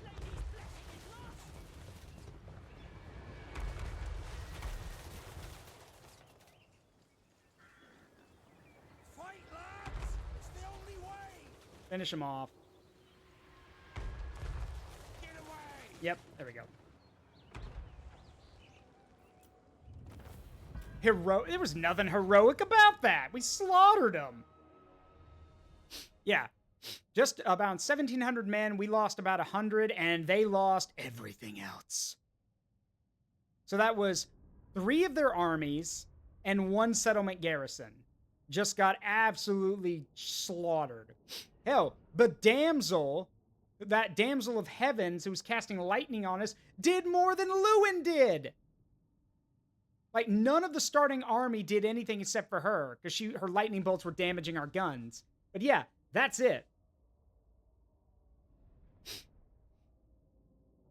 It's the machine guns and the artillery that did most of the work. But hey, a lot of the Marines got their shots in too. And those AA defenses just mollywopped Lewin. So, now, at this point, if he was smart, seeing as how he showed up to the fight with, over 5,000 men, and he came back with a little over 1,000, the smart king would basically surrender to spare his people and himself. Yeah, no, he ain't gonna do that. Lewin would never.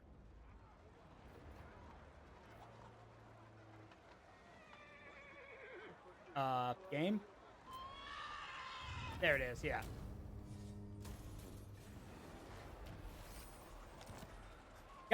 Oh! Okay, I don't know if y'all saw that. Check this out. Perfect capstone. Alberic Holz, the commander of the 1st Bretonnian Volunteer Army, has the trait Kingslayer. Defeated Lewin Leoncoeur in battle. This time, the king might well be dead. Oh well, long live the king. You dare distract me? Actually, you know what? I think the 1st Bretonnian Volunteer Army might just win the whole thing. Nah, they can't. They're exhausted after the battle. But yeah, they basically... Yeah. All right. Let's finish them off. Oh, wait. They can show up as reinforcements. That actually fits. Have them show up to witness them being driven off. But they won't get here first, so they won't be able to see the fight. So, nah. I don't want to, I don't want to control a large army. I can do this. Plus, I want to see what these battle wizards can do. So, perfect. Well, how about that? The King of Bretonnia falls, and I'm gonna, considering there were over 1,000 survivors, I'm gonna chalk that up as they were taken prisoner. Basically, they were taken prisoner, and yeah, can you imagine?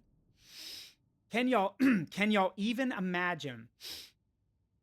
Just think about it. Can y'all imagine the King of Bretonnia being captured, his griffin his hippogriff killed out from under him, and being taken prisoner, not by an Imperial knight, not by a tank commander or anything. No, a Bretonnian peasant trained in Imperial warfare, who's now an Imperial Marine, taking him prisoner. The lowest is now the highest. Reinforcements are coming, but we probably won't need them, because these guys sallied out to fight. Stupid of you. Wait a minute. Wait, what have you got? Quicksilver shot, Death Strike shot, and then Thunderbolt shot. Hang on. Wait, do you guys have guns? Oh, they do! So, this is a unit of wizards who are using magic to amplify their firepower. That's actually pretty cool. So, let's see. Quicksilver shot. Quick! Send Ludwig around the flank! Reload, Death Strike shot. And then Thunderbolt shot. So, one's good at piercing armor. One's got explosive damage, and one's got more range. So, that's cool. Wizard with a gun. Yeah. See, the thing is, though, I'm not even going to use the infantry. It's time we showed them how things have changed. Standing by! Yes, sir! Send the tanks. We have 3 medium tanks that are going to be more than enough for this, I think. But just in case they're not, I will deploy the infantry just in case. The portent cite chaos!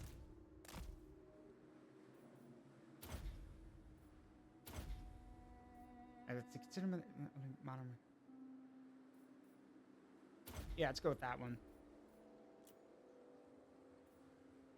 All right, we go. For Heldenhammer! Moving! Let's see these wizards in action.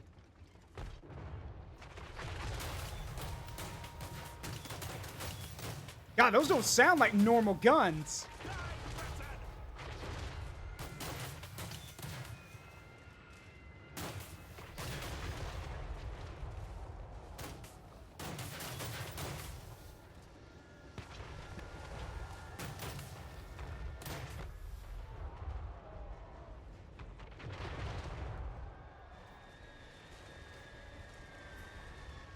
For the Warhammer!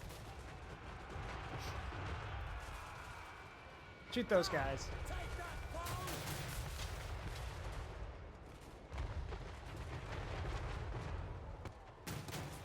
Fire! Fire! Also, I love how they look. They literally have death, like, skull masks and their skull helmets. Woo! Did you just see those guys get pulped? Good grief. What'd you load into those rifles?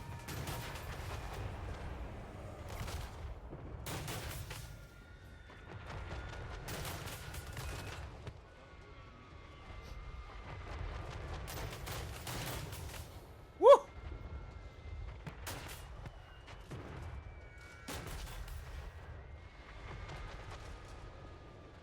Watch for the lance formation! What lance formation? There are no knights. There were, and we killed them.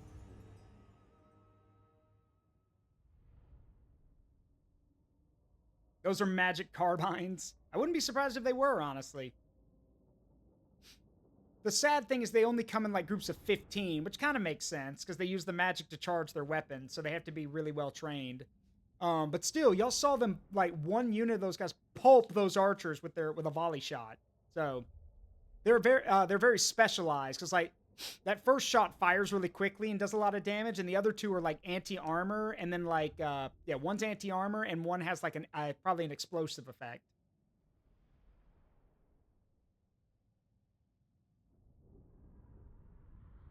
Those poor Bretonnian peasants firing disease-ridden arrows and fire arrows at the tanks, hoping that would stop them.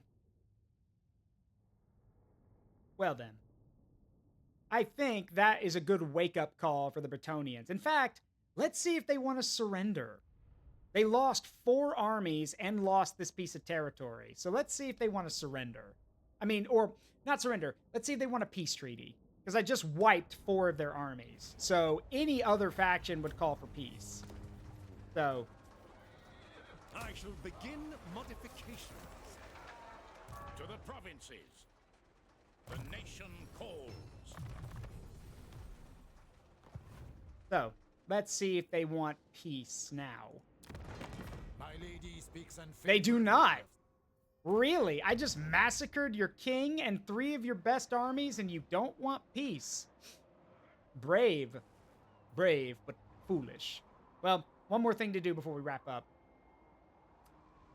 I will marshal I was the gonna men. save that, but you know what? Champion of the Screw it. Let's go, boys. Time to go pay Sigvald a visit. Oh boy, here I go killing again. To the provinces. Here to serve. And to really hammer in the, let's slap down a temple to Sigmar to get rid of that The nation corruption. calls. Now, Yeah, it's still pretty corrupted, though. So, take up the pace. Yes, a sound plan. What does the Emperor bid? all right, yeah, Sigvald's only got 2 Wow, Sigvald. Whatever. I'm just gonna go burn this down in a minute. Actually, you know what? Let me think. Yeah, we'll go through one more turn to see if we can find that Wood Elf army wherever it went. I am Prince and Emperor. Because otherwise, we're gonna start having, we're gonna start getting jumped from every direction. Because the elves are now very much gonna sail over from Ulthuan to kick my ass. However, there's a lot of armies right here, so I think we could handle it. I will marshal the men. Plus, I spent the time actually, you know, building up the defenses of these places because I knew the Bretonnians would come back at some point. I had a feeling they'd be back, so a lot of the coastal settlements are built up with extra defenses, just in case. And even if they don't have the extra garrison troops, they are maxed out settlements, which means they have a ton of militia on there. And hey, quantity has a quality all of its own.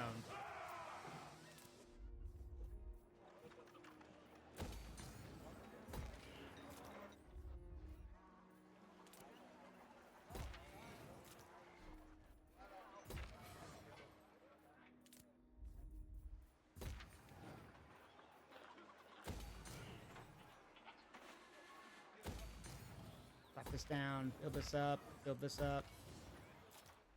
Got so much money, I don't know what to do with all of it.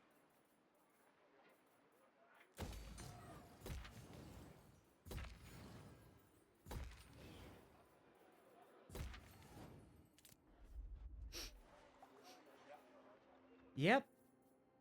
Damn, it feels good to be an empire ruler.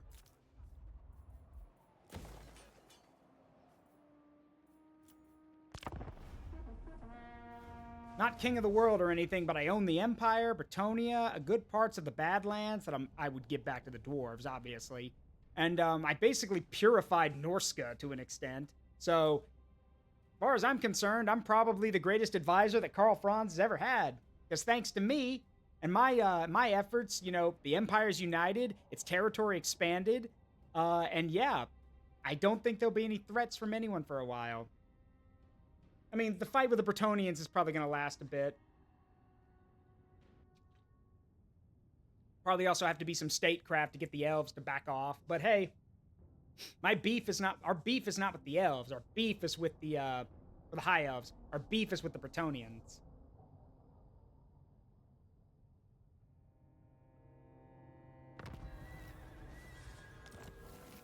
Ambusher discovered.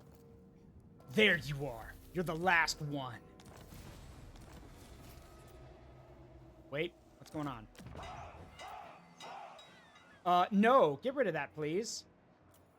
Cult of Pleasure? Absolutely not. We don't mess with that Slanesh shit here. Nope, nope, nope, nope, nope, nope, nope. This will bolster the Anyway, nation. go burn down, let's go burn down Sigvald's little, addiction zone. Bye-bye. Burn it. The Empire. Praise Sigma.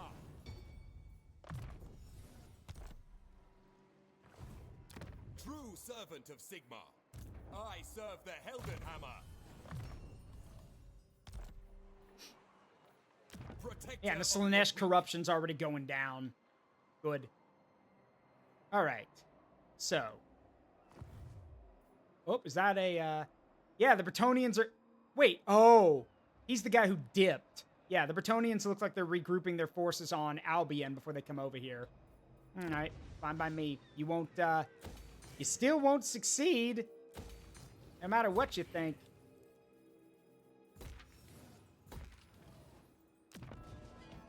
At least we don't have to deal with the Dark Elf Raiders. That'd be different.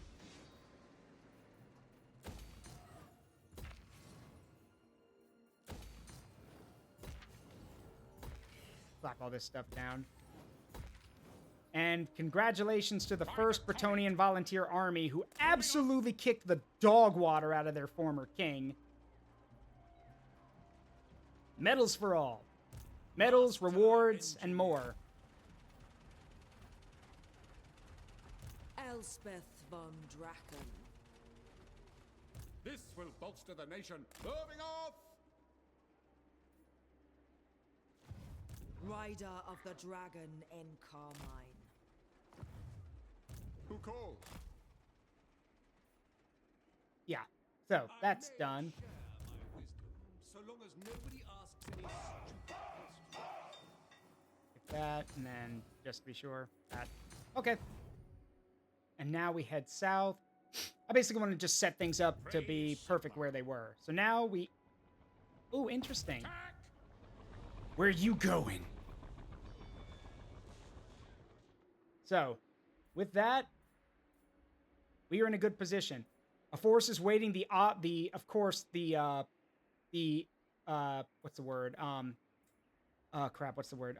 Inevitable. The inevitable Bretonnian counterattack for after we, captured their king. They'll definitely be coming back for that. Karl Franz is about to wipe out the crisis. Yep, done. Burn it. Ta-da! Ultimate campaign victory.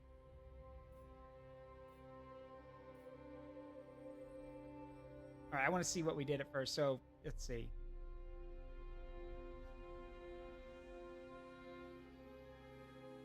Look how fast that was. Once we hit turn, what is it? Yeah, once we hit turn 30, we were just off to the races.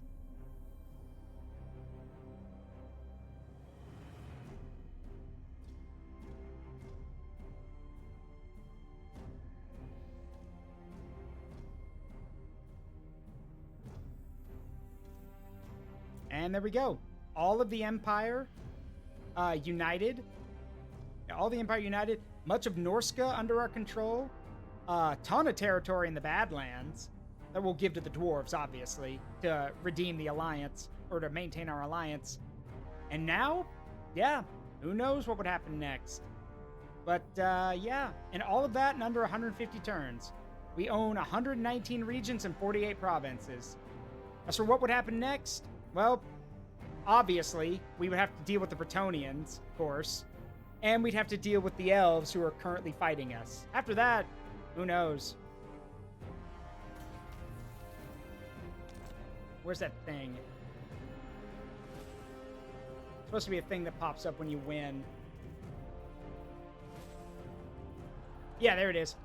Glory to you, glory to us. The war will go ever on, for that is the nature of this turbulent world. But for this moment, we can claim victory.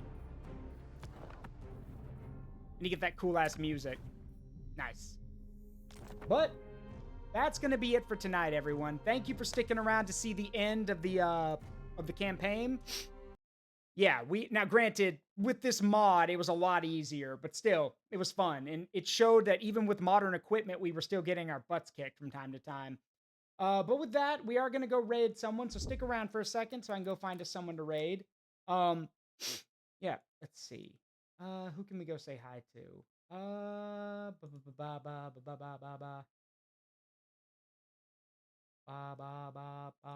Baran. All right, let's see.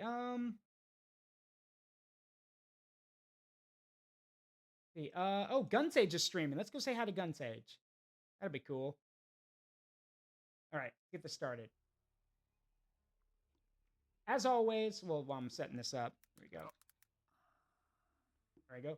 Anyway, as always, it's been a privilege and a pleasure to entertain all of you guys. I hope you had a great time. Sort of. Oh. I will see you all tomorrow for Mega Bonk. Hope we because people have been telling me to try that game out. So I'll see you all then. Have a great night. Love you all. Bye-bye.